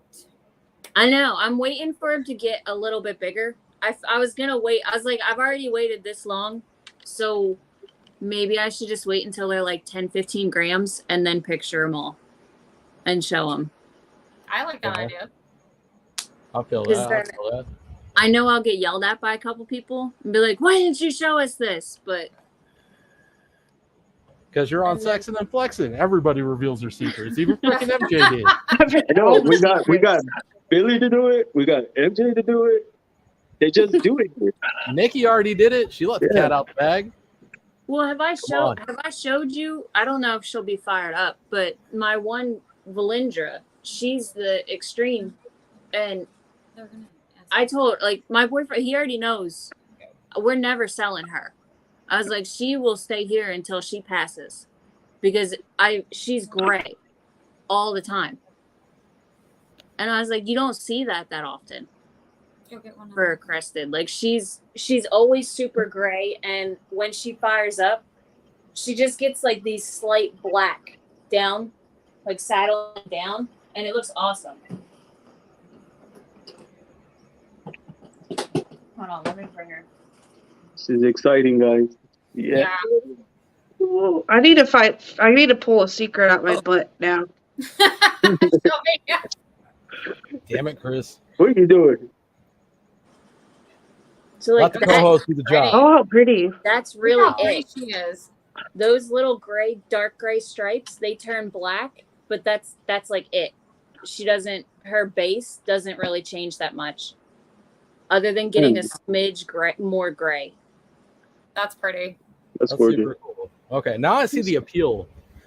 Like, so somebody like, I don't know anything about Cresties, right? Not a single thing. I've never looked into them. I've never, like, respectfully, I've never cared to, like, put my brain capacity into it, but now you've got me freaking intrigued. Like, for the people in the comments, we're mainly, a lot of us are snake breeders. What's the attraction to them? What's the care like? What got you into them? What's your burning passion behind these animals? Well, I still have my first male, but I started with leopard geckos. I got around 7 years ago, I got my first, as an adult, like purchased my first reptile. My biological father always had, he would just come home with stuff. So I grew up for like half of my childhood with him just showing up with animals. Like he had a chameleon the one time I went over. He had a full-grown iguana that she just lived in the house. She didn't have a cage. And he would have, like, his friends would bring over their 10-foot snakes, and they would just chill on the couch and stuff like that. But I wanted something that, after I had my son, I was like, I want something that he can hold, that I can teach him. You know, like, I'm not putting a tegu in his arms. I'm not getting an iguana and trying to deal with that and him getting bit or anything like that. Like them, even the leopard geckos, like if you get bit, it'll still hurt. Mm-hmm. And Yep. them, it doesn't. Not unless they like really get you good, but it's like all the way up here where it's a little fattier. So he'll hold them. They're what helped me get him okay with animals, and other than cats and dogs. And it got him to where, like, he's 6. He's got 2 of his own. And it was something that I realized, like, a lot of people are afraid of snakes, but they're not really afraid of geckos. Big lizards, they're afraid. So I was like, this is something I can help introduce people to, so that after talking to me, they can go home and research, or, you know, they can go into where my snakes are and be like, all right, well, now that I've held a gecko and seen that it's not that big of a deal, can I go hold one of your snakes? Or can you bring it out and let me see it, so that I can get more people into it and understanding and talking about reptiles? Hell And yeah, I shout out. That's awesome. I love their personalities too. I love, like, their morphs. Every one of my geckos has a different personality. Some of them are not super great, but they're all she's beautiful. gonna spice this up now. Oh. I can't really get a good angle. She brought in one of her tarantulas. Oh no! How pretty. That's her straight. You can miss me with that. That's all you. This is what she loves. I love tarantulas. Oh, I can't. What kind is it? She's a Asamania striped knee tarantula. Oh. How pretty. You ever got bit? I've never gotten bit, and I hope to never get bit. She's got some. She has the second, third largest spider in her collection. Oh wow. She has a salmon bird eater and a burgundy. So now she's just trying to get the Goliath. So besides snakes, this is what she does, but she only collects these. She won't breed them. That's going to be a lot of little babies running around. That's why. Yeah. Yeah. And then she'll answer. I saw a question in here about, since a younger keeper, and asking when is it appropriate to introduce them to larger species, and she actually has a really good answer for this one. So once she comes back after she puts the spider up, I just have to sit still when she comes in with that. I'm like, yeah, okay, keep it over there. I've walked in her room a couple of times and she's like, oh, so-and-so just got out. I'm like, who? And you caught so-and-so, right? So it goes back in its cage. You're like, what is it, a spider or snake? I'm like, don't tell your dad that it got out. I'd have been like, look, I know you 12 and all, but here's your eviction notice. I don't remember who put the question up. It was Eden. Eden did. Eden's dead. So Kayla can answer that question about younger children with bigger snakes or reptiles, because I don't know exactly how to answer the question. I don't know if there's an actual real answer to the question. But based off of what I know and what I think would be right, I would say it would have to be more off experience and knowledge than age-ish. Like an experienced and knowledgeable 10-year-old could be better performed than a no-knowledge, inexperienced 15-year-old, if that makes sense. It's more off experience and knowledge than it is age. And as a parent for something like that, it's at a comfort level. Yeah. And this is gonna sound nuts. My kids have always been exposed to exotic animals because when I lived in Colorado, I got the opportunity to work with a lot of exotics and do crazy things. So I have pictures with my kids with tigers. I have pictures with like elephants. I joke that I feed my kids to anything I possibly can. And having that chance and starting at such a young age, they've both developed the interest in wanting to be knowledgeable about those animals. And I would never tell a parent not to, hey, if you get a chance to have that experience, let that child have that experience, but also be cautious because, again, snakes do snake things, and you never know when they're having a bad day or you're having a bad day, and you just get a miscommunication. Definitely. No, I agree with that one. So not often do I do this, but on our usually we do this in the coil room, but I'll do it now. I'm an experienced retake keeper. I keep mainly big snakes. I keep a lot of BCIs that are on the larger side. I work with retakes on the regular every chance I get. I pull retakes out of other people's collections to help work with them. I help calm them down. I go to local shops, and there's one in specific that I used to go to on a regular basis to help work with the reticulators that they get in as like quote unquote rescues. Like that's a whole other subject. We're not going down that rabbit hole. But I concur with that. It comes down to the experience of the child and how many animals they've dealt with, what they're comfortable with. And absolute like must 100%. I have seen it online, and it is one of my biggest pet peeves as far as safety goes. Supervision. There has to be supervision with the larger animals. It doesn't matter what it is, how long you've known it. And I mean, this goes for dogs too. I will stand by this 100%. And anybody can argue with me. Tragedy can strike at any given moment, and it is our job to protect our children. And especially when it comes to the exotics, there has to be a parent in the room, and the parent needs to be well, if not overly educated in the species that you're working with.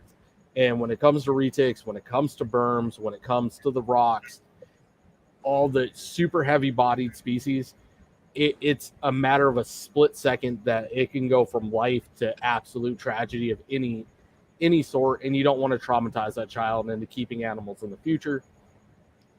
But Eden, to answer your question, there is not necessarily an age limit. There is an age size that I don't agree with, like the small children should not be interacting with larger species. Period. I don't think they should be interacting with any species. Yeah. They're like toddlers still? No, I'm sorry. Because honestly, like, I'm the oldest of 6. I helped raise a lot of my siblings. I have my own kid. I used to babysit all the neighborhood kids. And I'm telling you, like, until they're like 5, 6, they can't even control their hands right. Suddenly they'll just squeeze onto something like that could crush a gecko, a frog, a small like 100-gram snake. You know, you're setting your kid up for failure if you don't just wait the time that you need to for them to be able to completely understand that you need to show respect and be gentle with these animals. Mm-hmm. Agreed. Absolutely. No, I concur 100% with that. Oh, I've done lice with Keegan too, and Keegan will come up and just put a little gecko. Yeah, and he just holds him up and everything. But yeah, like it took me a while for him to understand that you can't go like this and grab up a little animal. You gotta like gently put your hand so that they walk on it. And you know, like especially with the geckos, they'll stick. So if they're sticking to one hand and you need them to move, you still got to be gentle. You can't jerk them. Like it was until he was like 5 that he wasn't allowed to pick them up. He wasn't allowed to have. He just started getting his own animals because he showed me that he can handle holding mine. Like it took me a while to trust him with my animals. Respect. So, I would like to formally invite all of you guys into the coil room. We host it once or twice a week. Y'all are more than welcome to pop in, bring your kids in, and we can. I'd love to take this topic to the coil room and just explode with it because it is such a good topic. Having parents, my son is involved with me in the snakes too. So having parents be involved in it and then get some, outside aspects. I mean, we could draw, I don't know if you guys follow him, Eric's Exotics. We could bring him into this conversation too and just run with it. Like, I am so excited. Yeah. I mean, I want my kids to enjoy what they do, but I also want them to be safe. So there is, like she said, there is, I do believe a child under the age of 5 it's not ready. And then as you start to gradually introduce them into it, it's giving them the fail safes of, hey, I'm uncomfortable. Hey, I need to relax. I need to breathe. If there is a situation, but the more exposure that we get a chance to show kids that they're not going to eat you. I love the question, and I'm sure you guys get it. Oh my God, if it smells blood, is it going to attack me? No. Is it poisonous? Is it poisonous? Oh gosh, I have that conversation all the time with my students. My favorite when people ask, or like I have her teachers every year, they ask, they're like, do you really have 100 ball pythons? And I'm like, yes. They're like, are they like free running? I'm like, yeah, they curl up on the bed every night and go to sleep. Oh goodness. That's my favorite. And people are like, really? I'm like, no. Where do you keep them? like they're not. So many questions. And also too, it goes back to learning your behaviors and knowing your animals and their temperaments and when they're upset and when they're mad. I am standing here 5 years running and I've never been tagged. Why? Because I pay attention to what they're doing. Don't ever let your guard down with these guys because you never know when they're having a bad moment. And then an accident happens. Agreed. So I concur 100% with that one. Like my retake is off limits to my son. He doesn't work with her enough. Like he'll hold her, but I get her out. I do the primary interaction, and then he gets to hang out. And see, and that's good for a child because he's getting the good things. The ones that you see in the zoo and you watch them and all that stuff, they're not getting that experience. So yes, you can go to the zoo and you've seen them, but actually having one that you have access to creates a totally different view. It's like I tell her all the time, a lot of kids don't get the opportunity that she's had. Like we did horseback riding, she's done shows, she's done snakes. So it's when we go into meeting new people, we have to understand that they might not get the chance for that experience to see the cresties or the tree frogs. So it's like we want to help them enjoy that. Hell yeah. Well, I was going to go ahead and go off and go to bed, but it was nice coming on and talking to you guys. I like getting to share Thank you, Kayla. projects. So hopefully I'll be on again sometime. No, you guys have to do one with her and like just pick her brain. She's absolutely. Yeah. I'll tell you what, we'll bring you back on a solo. Yeah, there you go. She likes it when she's solo because then she gets to be on here and be. Yeah, she gets to show off. We'll definitely plan that out. We'll definitely plan that out. Yeah. We'll get something organized for that. You guys will have fun with her. I'm excited. Okay. Good night, Kayla. Good night. Thank you. Thank you for coming on. She appreciates that. Yeah, we'll bring her back. That's awesome. It's so crazy. She's so educated about all these animals. I mean, she has leopard geckos and she has the cresteds and like this is what she does. This is her passion. It's kind of funny to hear her now in school when somebody meets her and they're like, you do what? You have what? Ew, that's disgusting. She's like, you don't have to like it. And she'll just walk away. Not wrong. It's not. And then, we kind of laugh. We're like, see where you are at the age of 16 versus them. Yeah, shout out Tyler again. This will be the second night. Tyler's Toxic Balls. If you guys don't follow him, go follow him. My boy's 17 and killing it right now. He really is. I was vending with him a couple weeks ago, and you should see like his tables at expos, how he handles customers. He's awesome. He's doing great. Like Kayla says, she doesn't shop at the mall. She shops on Wharf Market. So exactly. That's where it is. Phenomenal. Oh yeah, that's exactly where it is. I'd be like that too, but I wish I could. I kid you not. Like, she gets up in the morning and she's sending her dad snakes. She gets out of school, she's sending her dad snakes. And then it's like, well, if I breed this with this, then I get this, and then I'm just like, okay, whatever you want to do. And Yeah, that's how my husband is. I'm like, hey, if we get this snake, then I can breed it with all these females, and we can make this, this, and this. But he's visual, so I'm pulling up Morph Market. I'm like, look, these are the about what we can make. It's a little off, but this is what it's gonna look like. He's like, yeah, whatever. Is it in the budget? Whatever. I second that one.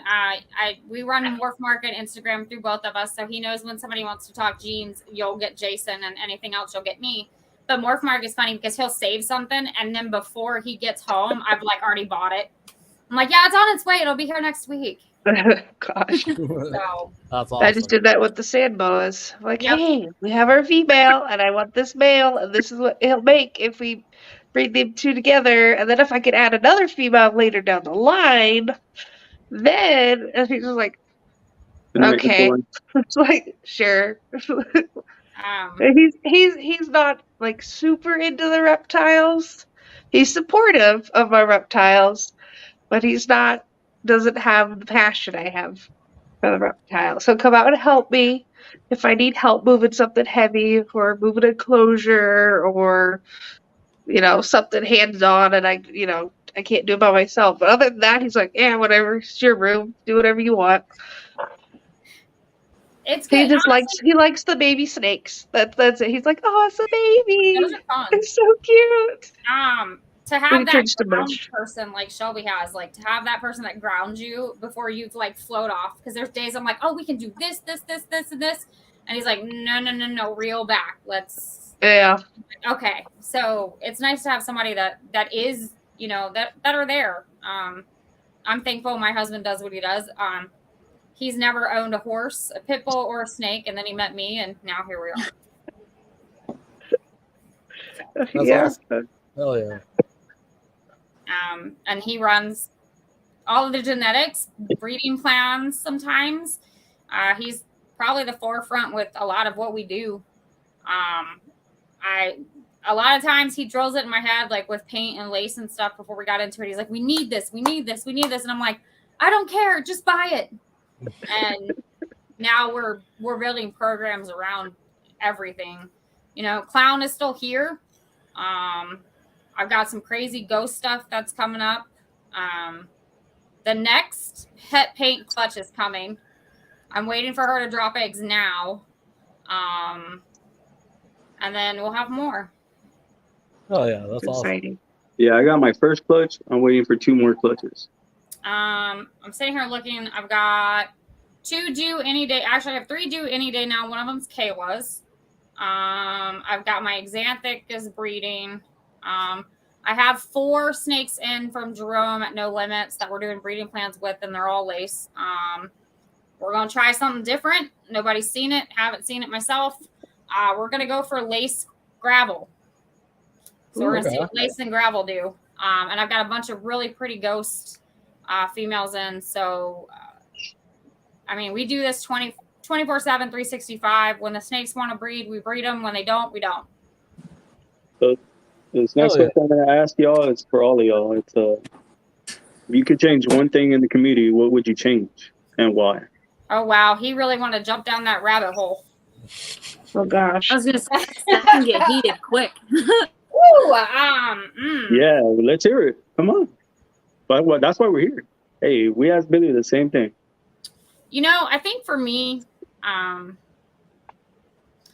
think it's going to be the stigma of everybody has a view as to what they want to do with their snakes, and pushing what you do in your collection on somebody else hurts that person. Everybody's collection is completely different, but we may pick up 2 or 3 things from somebody else that we can incorporate into our collection and to work it better. So my thing is be respectful. I don't see a lot of respect. When I first got onto Instagram a couple years ago, everybody was cheering for everybody in their corners. Now you have it where it's clicky and if you don't do it this way, it's not the right way. I always tell people when they ask our advice, I'm like, this is what I do for my collection, and it might not work for you. I have a lot of people that they do question, all of my snakes are on paper towels. Why are they on paper towels? Because one, I can see what's going on. Two, I'm forced to clean them more, and I get a chance to interact with them versus like leaving them for however long and a month to month. And that's just what I do. And I have some people that try to follow that, and it might not work for everybody, but that's my thing. So that's probably what I would change, is just stop with the negativeness about how somebody runs their collection, and understand that everybody has something going on in their life. And if they know what they're doing at that moment with what they're doing, let them be. Help when they ask for the help. Don't be there to put anybody down. That's what I would change. Oh yeah, preach. That's awesome. Yeah. Right? Sorry. No, you're good. Go. Whoever wants to go next. That's what we do this for. That's why we asked this question. Is that response right there? That was awesome. Shelby? All right, Shelby, it's your turn. Oh gosh, my turn. Kind of similar to what Nikki was saying. Just people are so supportive when you first start out. When you first get on social media and you kind of put yourself out there, people are super supportive. You're new in the community, and then it gets cliquey. And people start getting nasty, and people start talking behind your back, or something bad happens between, a transaction between somebody, or you're lied to, and then this whole thing blows up, or just anything like drama and negativity are huge. If you don't, click with the right person, then it could go way downhill, and you didn't do anything. You could have just sat there and went, I don't really like this, and everyone on one side goes, oh yeah, that's great, and then on the other side goes, you're a piece of garbage. We don't like you now because you have an opinion. And I've dealt with this multiple times, and I know a lot of people who have dealt with this multiple times. And I've honestly kind of backed out of social media. I haven't done a live in a couple months. About a month and a half now, because it's cliquey. Like, I got to a point where I lost so many people that were regulars, that I thought were close, that I talked to daily, because of little rumors here and little snippets here, and so did this, and so said that you did this, but it wasn't true, and it's like high school all over again. Because last time I checked, we're all adults, right? And if you have a problem with each other, we can, hey, I don't really like what I saw. Can you explain it to me?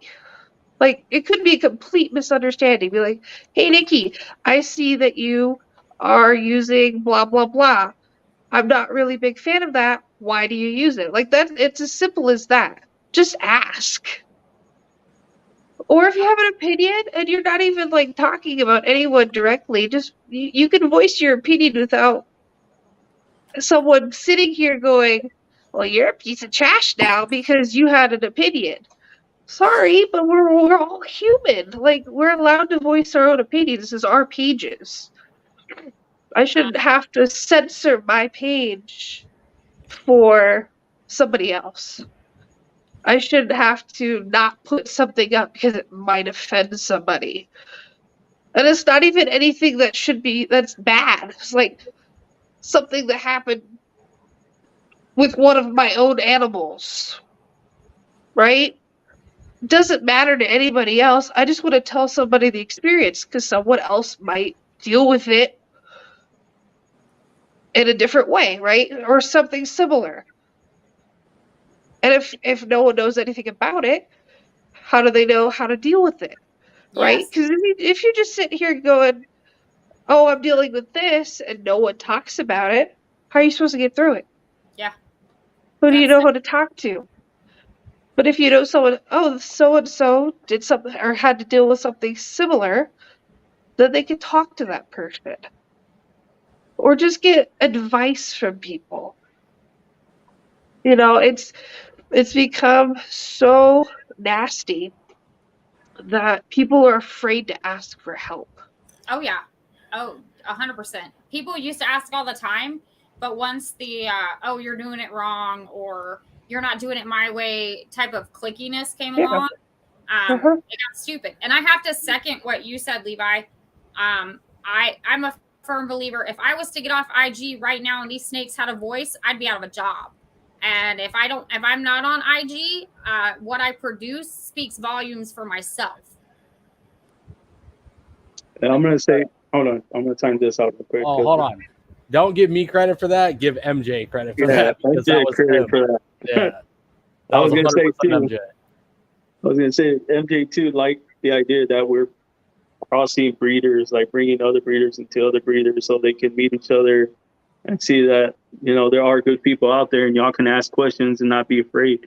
And that's what we're trying to do when we do these shows. And we're not trying to discourage people from asking questions. If they got questions to ask them, ask them. And that's all we've been preaching ever since I came into this community. And Nikki knows me since I came in here, and I've been doing it ever since. Same thing, never changed a thing. But like MJ said, I'm gonna go back to this comment right here. It was what Levi said: "Fuck your click, show me your collection." Because he was saying that when people make clicks, it's because they need you. They don't have nothing to show. So that's what he was saying, and I agree with that. Yeah, for sure. So, go ahead, Brady. Your answer. Now it's your turn. I don't know. I mean, there are some clicks that they got way nicer shit than we got. I'm not gonna lie, but they're like, especially with the cresteds, dude. There's some like you can see it. There's like massive clicks of like all the higher end people like that have been doing it for a long, long time. They got killer stuff, but then they won't reach out. They won't respond back when people reach out to them and say like, "Hey, this is what's going on. It's not an animal from you, but what do I do? Or how do I get to this point? I'm at this point. How do I get to where you're at?" Like stuff like that. Like I don't talk to a lot of people on social media and everything like that. Like Chris sees, like I have a very small group of people that I talk to. But those people I trust, and they're not all crested breeders. Like most of them don't even have cresteds or just got them because I have them. And I don't like that. Like if you need help, you need me to explain something, I'll accept a call. I don't care if you've bought something from me or not. I'll accept a call. I'll explain something to you. If you send me a paragraph, I'll send you 4 back explaining what's going on.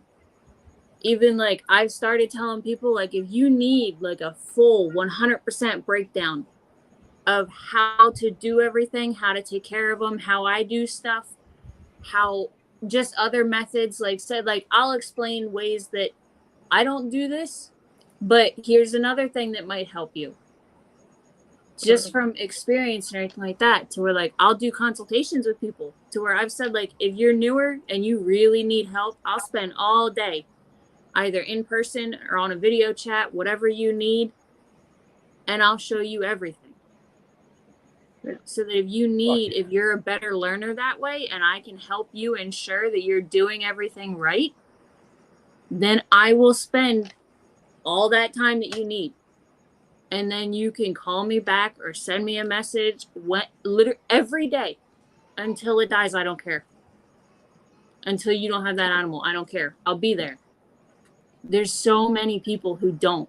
They don't even have good customer service, let alone being able to respond to a message that concerns an animal's health or husbandry. If you've never worked a customer service job, you shouldn't be trying to own your own business. Mm-hmm. Sorry. And like maybe that's why I have a small friend group on the reptile community, because like I don't care. I'll call people out if they're wrong, but I'll also not like aggressively be like, "Oh, you're doing this wrong," blah blah. Like if I think something's a little weird, I'll message you and be like, "Hey, I've never seen somebody do that." Like Shelby was saying, why do you do it? Yeah. But then if you're going to come off like an ass, I'm going to do it right back. I'm not. Like, Yeah, there's no need to like blast people. yeah. I've seen so many things of like blasting people and no Unless- one understands what they're doing, why they're doing that in the first place. Not Yeah, everyone does everything by a textbook. Not everyone does things exactly the same. Not everyone uses the same water dishes, for Pete's sakes, people. Like, we all have our own routine. We all know our own animals. If I go to Chris's and go into his reptile room, I ain't gonna know where anything is. I ain't gonna know the personalities of his animals. I'm not gonna know what to do. Same if Nikki comes to my house. She's gonna be like, "What the hell? You're not doing anything like me." But my animals are happy, healthy, thriving, and the everyone on the panel. We all do something. Maybe things exact. Maybe things super similar. Maybe things completely different. But all our animals are happy, healthy, thriving.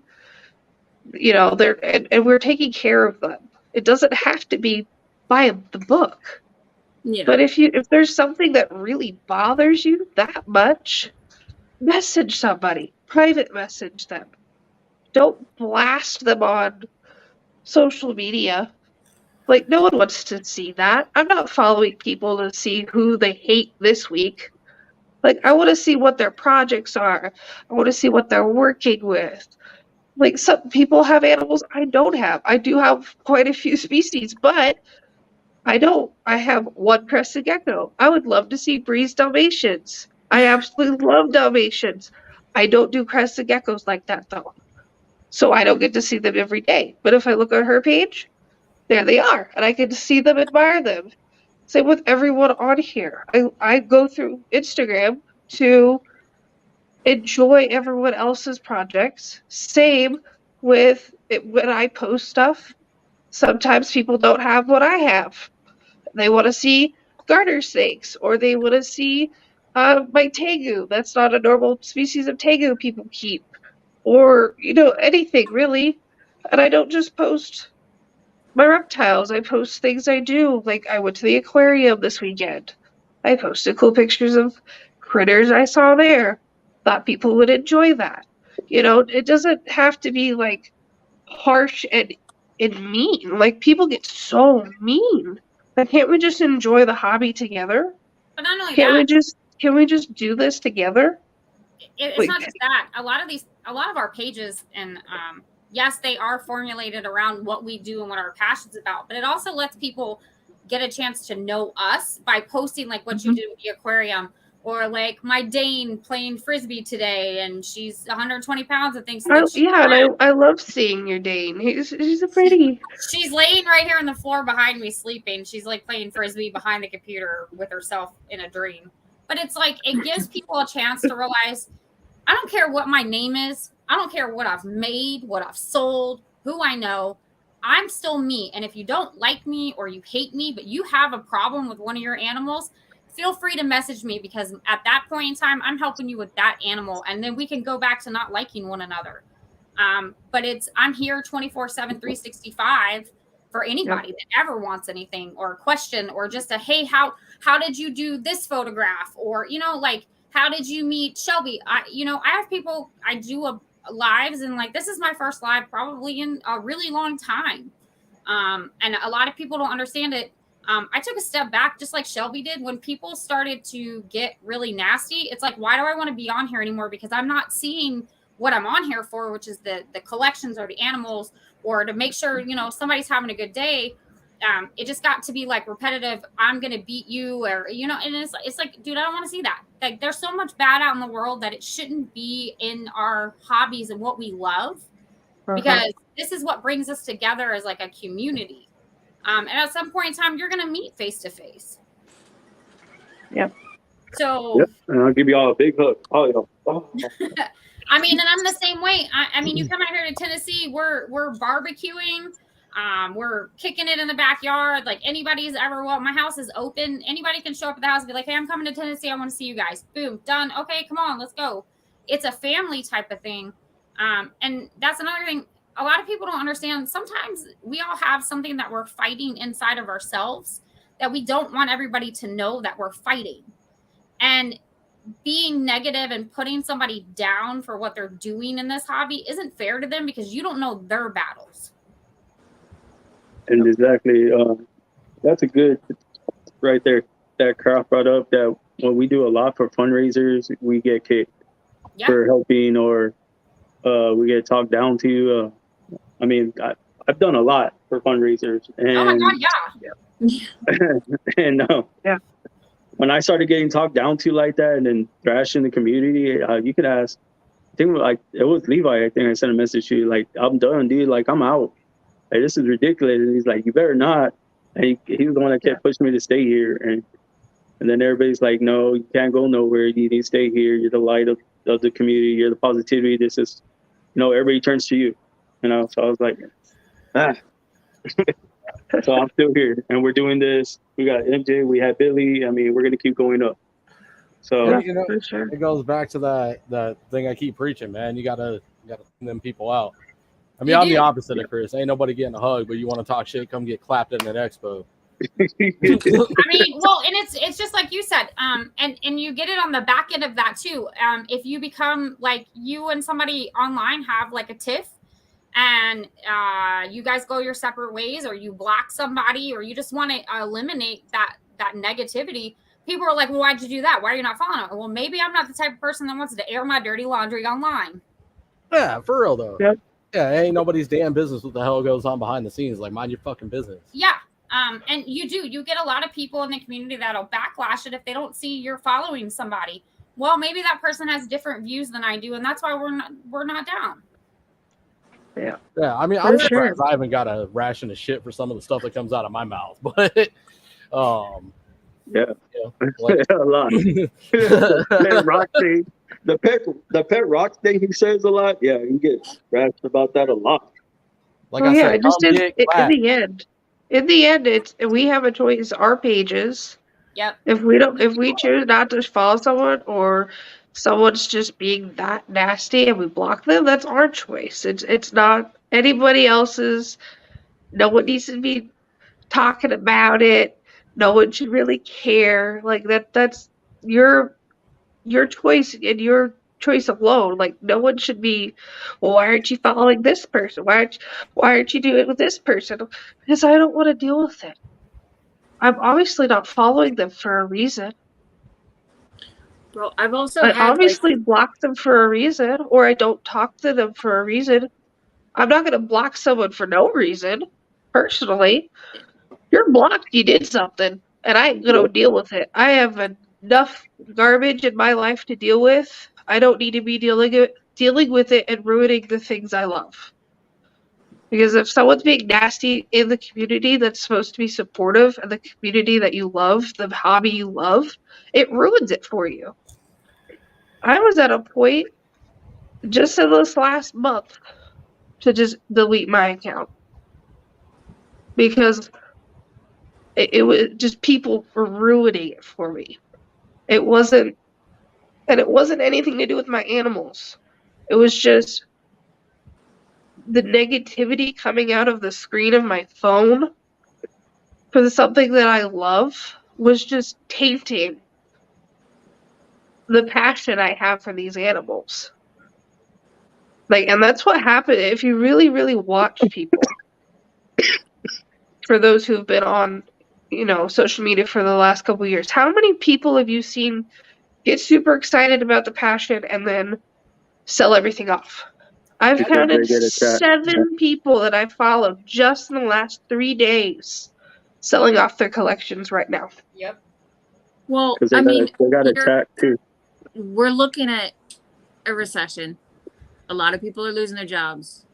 And that's part of it. But the other part of it is they just lost the passion. They don't want to do it anymore. And people will say that. Some people say, I'm having a rough time. I can't do it. And then there's other people like, I just don't want to do reptiles anymore because people have ruined it for me. And I totally get people in rough times. I get it. It's depending on what you got, it could get pricey. But if you're fully committed to it, yeah, it's part of your budget. Like these guys are they're part of the bills. They're part of the budget. Everything is calculated.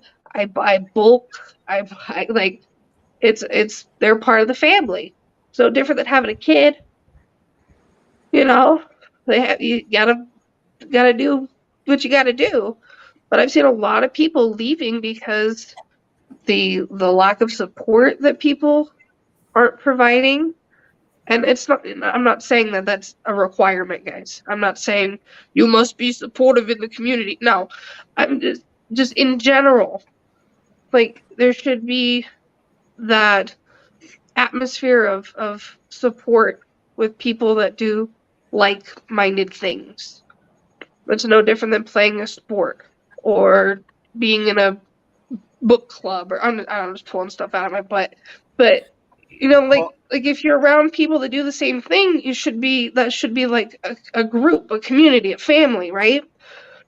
But lately, it's in the last 2 years, and I've heard a lot of people say it. It's gone downhill, and I get we've been in a really rough time. We dealt with, this whole world has dealt with some pretty nasty things. We've got pandemic and the market's crashing, and you know we're pulling through a lot of rough times that a lot of people never had to deal with. But it's just like, why do we need that extra negativity in something we love? So let me say something real quick, because I know this might ruffle some feathers, and I mean, controversy is what I do. Hey, man. Honestly, like you mentioned it, and I've heard people mention it, and I take from a bigger name in this industry. Like, if people are quitting because the negativity in the industry, like I hate to be that person, but like I'm not going to stop you. Like, if you can't handle that, you can't handle these animals. Like straight up. And this, I'm going to lead it into a positive. I'm going to give a negative, and then I'm going to add a positive to it. Because if you can't handle the negativity on social media, you can't handle these animals. Like, I'm going to be 100% honest with everybody on the panel and everybody watching, anybody that watches in the future. These animals are going to break your fucking heart. They are going to break you down. You don't need social media to do that. If you can't step up to them, you're going to lose animals. You're going to hit rock bottom.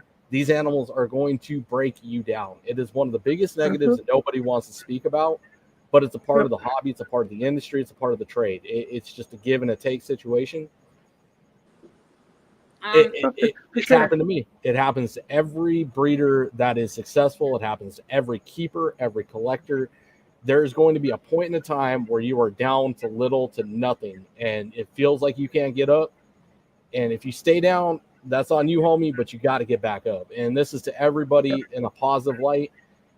You don't need somebody else's support, period. You got to pull yourself back up. You got to take the L's. You got to take the licks to the chin, and you got to push yourself back up, and you got to fight. You got to be your number one supporter. You got to be the reason that you go, you know what? Shit happened, but guess what, motherfucker? I'm here today. That's what separates me from you. And what's crazy is you just hit on that. I've been at this 5 years, and I can't count on my hands the days that I'm like, I'm just ready to sell it all. Like, I just like, oh my God, we had, and people don't, a lot of the bigger breeders won't talk to you about it. I've had a shitty season this season, I had a 8-egg lace clutch, and I only had 3 survive. I've had, you know, like, and people don't talk about it. I'm not afraid to talk about it. And you'll see it. Like, if you can't take that momentum, and be humbled in that moment for the positives, the negatives are going to run you ragged. And these snakes will teach you every year to day to time something completely different than what you ever thought it could be. And they will drag you through the mud. Hell yeah. And you know, to follow all of that up, the community can do better. You know, it comes down to, I keep preaching the same fucking thing, and I don't think I'm going to stop till the day I quit podcasting. We got to find a middle ground to agree on and stop pointing out the damn differences. Like, the bickering and the fighting between communities, the people that think they're fucking untouchable. You know, we just got to find a middle ground, because to follow up Bree, the big time breeders in your community that don't want nothing to do with the small timers or the beginners, they were there too. You ain't special, homie. Yeah, you got some fire in your collection. Congratulations. Good job. Yeah. Brody, success, congrats on making it. But you were where that person was at one point. And again, just like I said, these animals are going to humble their asses. And what kills me with them too, honestly, sorry, I don't mean to, but like my memory's shot. So if I don't spit it out now, I won't remember. No, go ahead. Go for it. They didn't have, so like the big breeders that've been doing it for 15, 20, 30 years, they didn't have the internet. They didn't have people they could just send a little message to or FaceTime and be like, yo, this is what's going on. What should I do? They didn't have that. It was just figure it out for the most part, unless you found like a magazine or a book, or you could go to the library and look up the stuff on the library computer because you probably didn't have one at home. So then the like audacity to not want to help somebody when they're able to reach out to somebody who has that experience is like that. It blows my mind. Like that we have people like that still. See, it's the mindset there though, because you got, it's like, think about it in the opposite aspect. These big time breeders that did it back then don't think they need to help because they had it harder, and I give it to them. Those were hard days, but you got people like Barczyk out here. Shout out Brian Barczyk, man. Somebody that's one of the original motherfuckers to all of this, that took that opposite mindset that we have, like, hey, everything is more open, everything is more available. Let's help one another. They don't think, to take it beyond our collections, this podcast, MJ's podcast, Miguel's collection, Barczyk's collection, Canova, all of them, and go, hey, what about US art? Because that's really what all this boils down to, is when we do go, hey, you know what? Instead of letting this breeder struggle and be the next person that quits or gets the publicity for letting a bunch of animals die because they didn't know what the hell they were doing and ending up on a newsletter, let's help them out. Let's give them that support. Let's give them the time, love, and care that they need overall, not just for that breeder. Even if you don't want to help that breeder, fine. Do it to be a selfish asshole and help them because it helps you at the end of the day, period. It helps the community. It helps us as an overall, every single one of us. Yeah, I mean, even if you just give them a little advice that'll help them with what's going on, and, somebody reaches out to them and they're like, oh, well, so-and-so is the one that gave me this information. So you're spreading your name. You're not just, you're helping yourself out by helping out other people. It's not just like a one-way window. Like you said, that's completely true. If you help anybody you help, your name's going to get out there, or somebody's going to remember it, or somebody's going to, when somebody is having like a really bad situation with an animal, they're going to go, oh my God, talk to this person because this person has the knowledge. Yeah. And it's like, I tell everybody that follows us or knows about us or Kayla, if I don't know the answer, I got a handful of people that I will find that answer out for you and we'll get it straight, because I would rather those animals be taken care of like they should be versus being released or being surrendered in a really poor condition. It counts. And a lot of people don't understand that. Like, we just want everybody to be successful and to enjoy the passion that we're here for. The knit-knacking back and forth and all that fun stuff, it doesn't matter. Because at the end of the day, I'm going to walk into the snake room and I'm going to continue to do what I do. Hell yeah. Yeah. Fuck yeah. That's fuck yeah. Yeah, the community's there, but in the end, it's you're you. You're in charge of your animals, so it doesn't matter what other people do anyway. It's nice to have that group and to talk with people, like-minded people. But me and Nikki have both stepped back because of bullshit. Hold on, real quick. I don't mean to interrupt y'all. So bad. I'm gonna challenge both y'all to take a step forward. Don't take no step back. Take a step forward, and then take another step forward, and take another step forward. Because I'm gonna be real with both y'all right now. I preach the shit all the time, and I'm gonna say it. And You know, if feelings get hurt, feelings get hurt. Y'all are letting them win. Every step you guys take back and every break that you take, you're letting everybody that's got some bullshit to say, they're winning. And here's why. Because you're taking a step back. Y'all are losing out on promoting yourselves. Y'all are losing out on a chance to be on panels. Y'all are missing out on the next animal. Y'all are missing out in general. I challenge you to block them motherfuckers out and continue doing what you do because y'all both badass and ain't nobody got a damn thing to say to y'all. And I want y'all to keep that mentality. For real, I challenge y'all. Take that step forward and don't stop. Don't let this shit get to you because they win. You're giving them that precious time that you can never get back. It ain't worth it. They ain't worth it.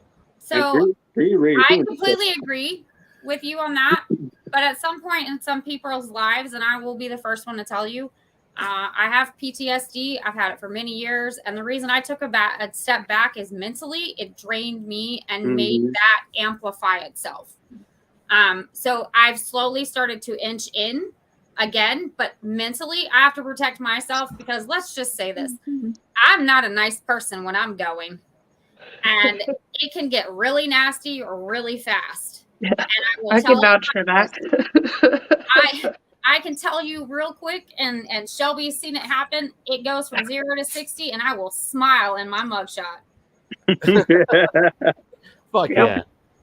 Bro, that's true. True. And Shelby, Shelby's seen it from both sides, and I've seen it from both sides. But I will take your challenge, and I do take your challenge.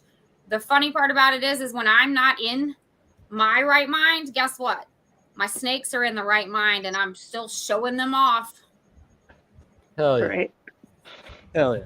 And again, I want y'all, if you got time, we'll send out the link. I want y'all to come into the quarter room with us from now on. I want to see, especially you two, come hang out every once in a while. Like promote the every show. once in a while, I can throw it down like that, but I stay pretty busy between 2 kids, 5 dogs, 130 snakes, and a husband that takes up a lot of time. Nah, I feel that. Yeah. Anybody in the comments, y'all, shout out to all 3 of these women. They're killing it. They're killing the game. Make sure you guys give these guys a like, follow. Pay attention to what they're doing. I mean, fucking Nikki's got some absolute heat coming out of that damn collection. I'm excited to see it. It's just beginning, I promise. It kind of tipped the iceberg a little. We're gonna take it to the next level. Fucking steal my time. Bro, I want them to, when we end this, we usually want y'all to say a positive message for anybody coming into the community, anybody, looking for answers. What would you say to them? We'll start with Nikki because you're up top, and then Right? He's like putting me on the spot. He's like, Nikki, it's all you. I'm like, no, I don't want to. It's your turn. It's my turn. Well, okay. So having somebody come into the community, I'm gonna put this out there.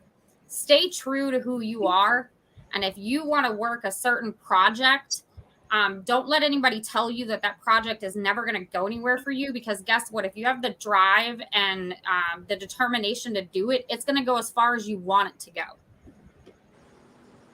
Fuck yes. Hell yeah, Nikki. Good. All right, Shelby. Oh God, it's my turn now. Even if you're just keeping just a pet, you're not breeding. But this goes for breeders too. If you want to start with reptiles, stick with it. Don't let them scare you, and don't let the negativity that the reptiles get taint your passion. Because there's a lot of misinterpretation of these animals. If you're gonna do it, go for it. Like, don't let it hinder you, because if you want to do it, do it. It's worth it. These animals are worth it. I don't know where I would be without these animals. Honestly, like, I'd probably be in a really, really, really dark place. I have a really, really bad mental stuff. Like, a lot of people don't know about, because I don't talk about it. But these animals keep me going every single day. I look forward to coming in and working with them every single day. So just go for it. Hell yeah. Fuck yeah. And on that, like I don't wanna ruin the next coil room. Just as a teaser, I implore you with that mental to come into the next coil room. There is a hot subject incoming, and shout out Jay, he's the one that inspired this, but yeah. Bring that mental. What you got, Bree? What's your message? I think she dates out there.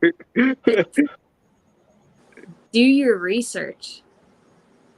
Don't hop into something like I brought up a couple different snakes that I really like and everything like that. They ain't coming in this door until I'm comfortable and confident that I have reached out to who I need to reach out to, and I've done my research and can at least cite 5 articles and have my notes on them and everything like that. Like, make sure you reach out to people. Even if they don't respond, if you reach out to one person that you think is like bomb, they know their stuff, reach out to 6 more, just in case. Get as many people's information as you can who will offer it before you bring that animal home. And if you're gonna breed, do even more research. Reach out to more people. Say, hey, if this happens, what do I do? And stick to it. Just like they were saying, like there's a lot of reasons why we get into the reptiles. And for most of us, I'm sure, especially the breeders, it's not just because they're cool. I feel like most of us have our own issues that we don't talk about, that these animals have helped us with a lot. Yep. So don't let go of it because of drama or somebody's not your friend or something like that. Like, why does that matter? They're there for you, not them. They're in your house for you, not somebody else. Yep. Like, none of that matters. But make sure that your husbandry is good so that like the animals are still good when they're at your house. And to second that, like, everybody starts at the low end, so be happy and humble. Just because you make it to the big times and you're a big name person doesn't mean that you didn't start it where somebody else started. Yep. Yeah. Sure. Hell yeah. Don't get discouraged just starting out either. No, don't. I'm sorry, Chris. I'm adding more stuff to the. No, It's gonna go a while. No, Don't get discouraged. Like I was saying earlier with my breeding stuff, I have very, very low genetic snakes. I know my projects are very basic, but I chose that. I'm starting down low, and I will work my way up. I'm gonna be doing this a long time. I don't plan on not doing this. Like this is what I love to do. I love coming out here and opening my tubs and seeing all my they're all my babies, you know? I call them my scaly babies. You will see that all over my page. You'll see in the description under my picture, oh, my scaly babies, because that's what they are. They're my children. You know, they're my everything. So, but don't get yourself down when you're just starting out. Everyone's got to start somewhere. Not only that, be okay in the fact that mistakes are going to happen, but you're going to learn from that mistake and you're going to take that knowledge to the next level. It's okay to make a mistake. Yep. Fuck yeah. Exactly. Oh, there's been tons of mistakes. We've all made mistakes. And if you can't admit that you've made mistakes, you probably shouldn't be doing this. Yeah. Yeah. Honestly. Even, like before I've contacted Nikki for situations that I had no control over. Yeah. Asking for advice because I knew she would be one of the people that would be non-judgmental towards me on a situation that I was dealing with. And I got all the support I needed from her. She didn't have to do that. But I made a mistake on an event. I'm not going to go into it because it doesn't matter anymore. I made a mistake. Someone else made a mistake. And I needed help. I asked for help because that's what we should be doing. We shouldn't be, hiding it. Everyone makes mistakes. We're human. We're working with live creatures. Something's gonna happen.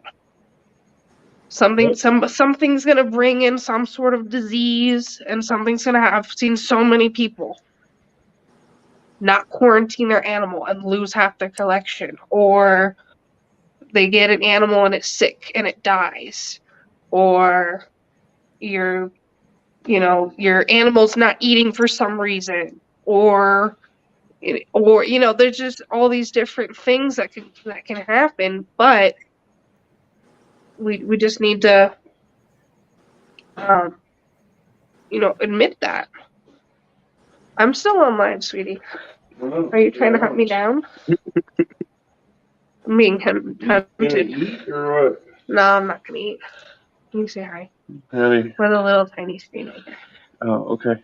Okay. I was trying to find you, and I don't know where you are. You can say hi. You gotta come closer. That's okay. All right. The faceless fucker. So real quick on that one. You're not really faceless, though. No. I posted you the other today. Good job, Eden, for doing your research. And I'll be the first to speak up. I fucking impulse bought everything I started with. Don't feel bad. That's the way it started in here. I started with one, and then before I blinked my eyes, there's 20 of them, and I'm like, oh my god, where are they gonna go? And I still fight it every fucking day. Now I'm trying to figure out, like, oh my god, where can I fit another rack in here? Where can I put another snake in here? And you're like, oh my god, I don't know what I'm doing. And you start to panic. But enjoy the ups and downs of this, because I'm going to tell you, it is the most enjoyable ride in something that you will ever have with these animals. And it gives you a platform to educate those that don't know anything about these animals and to show them the right ways to care for them. It's just like a dog. Every one of these snakes in here, they have a name. I don't know them by their genes. I know them by their names. And I could tell you who I'll let you open the tub on, and I'll tell you who not to open the tub on. I have 100 plus in here. For somebody to memorize that, I spend so much time in here. Just enjoy it. Soak up every opportunity you get in this, and expose yourself to the good and the bad, because if you don't do that, all these snakes will. It's definitely not an if, it's a when. Yeah. And that's really good. I wanted to work with venomous snakes when I was in vet school. And the biggest thing with venomous snakes, it's not if it's going to happen, it's when are you going to get it. And that's taught me with where I move on. It's going to happen. Just when. Yep. No. Hell yeah. Well, what were you gonna say, Drew? Huh? I was gonna have Bree say what she was gonna say when Shelby was talking. Oh shit, that's my bad, Bree. I don't remember. Okay, I told you, if I don't get it out, it's gone. I didn't even remember that I was supposed to be saying something until he was like, "What'd you say, Bree?" Huh? She fits in with all of us. I'm like, what was it I was going to talk about? Yeah, like I don't remember. Sorry, I did that in the middle of fucking talking to Billy. Like, of all the fucking people, Right. Eden made a comment, and then my fucking brilliant host over highlighted it in the middle of me talking to Billy, and I was like, yep, fucking train of thought gone. He was like, oh, what was it? Like, but my bad. Fucking guy. All right, so thank you all for coming on. It's been incredible. I do implore you guys to come back to the coil room, when possible. Obviously, we're all busy as shit.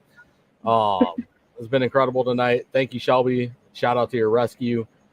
Thank you. Thank you, Bree. Shout out to your gecko collection and your future ball python plans. I will be paying close attention to some of the geckos you got coming up, because there's some heat sitting in there.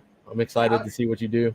I do have, there's hopefully soon. I mean, I got a lily too, and hopefully I can get him bumped up enough to throw him at least with one female next season. Fuck yeah, that's dope. I love the lily. That's the one I actually know about. I think if anybody knows what like they always, you got lilies? Like, do you know about cresteds? They're like, yeah, the lilies. I'm like, that's not the only thing. Look at that. Y'all got fans in here. Shouting you out. Shout out Nikki. Anybody in the ball python game that's not paying attention to Nikki, you better be on fucking notice right now.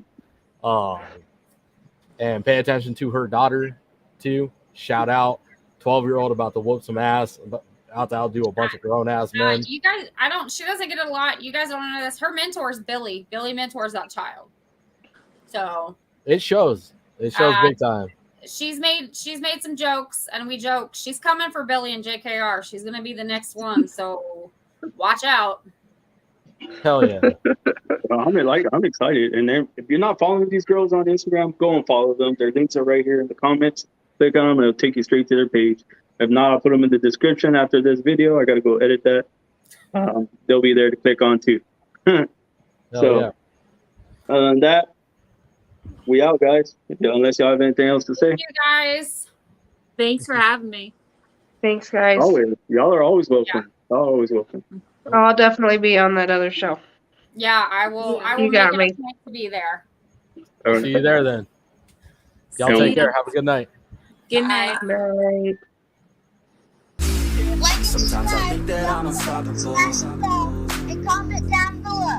Yeah, ready to go.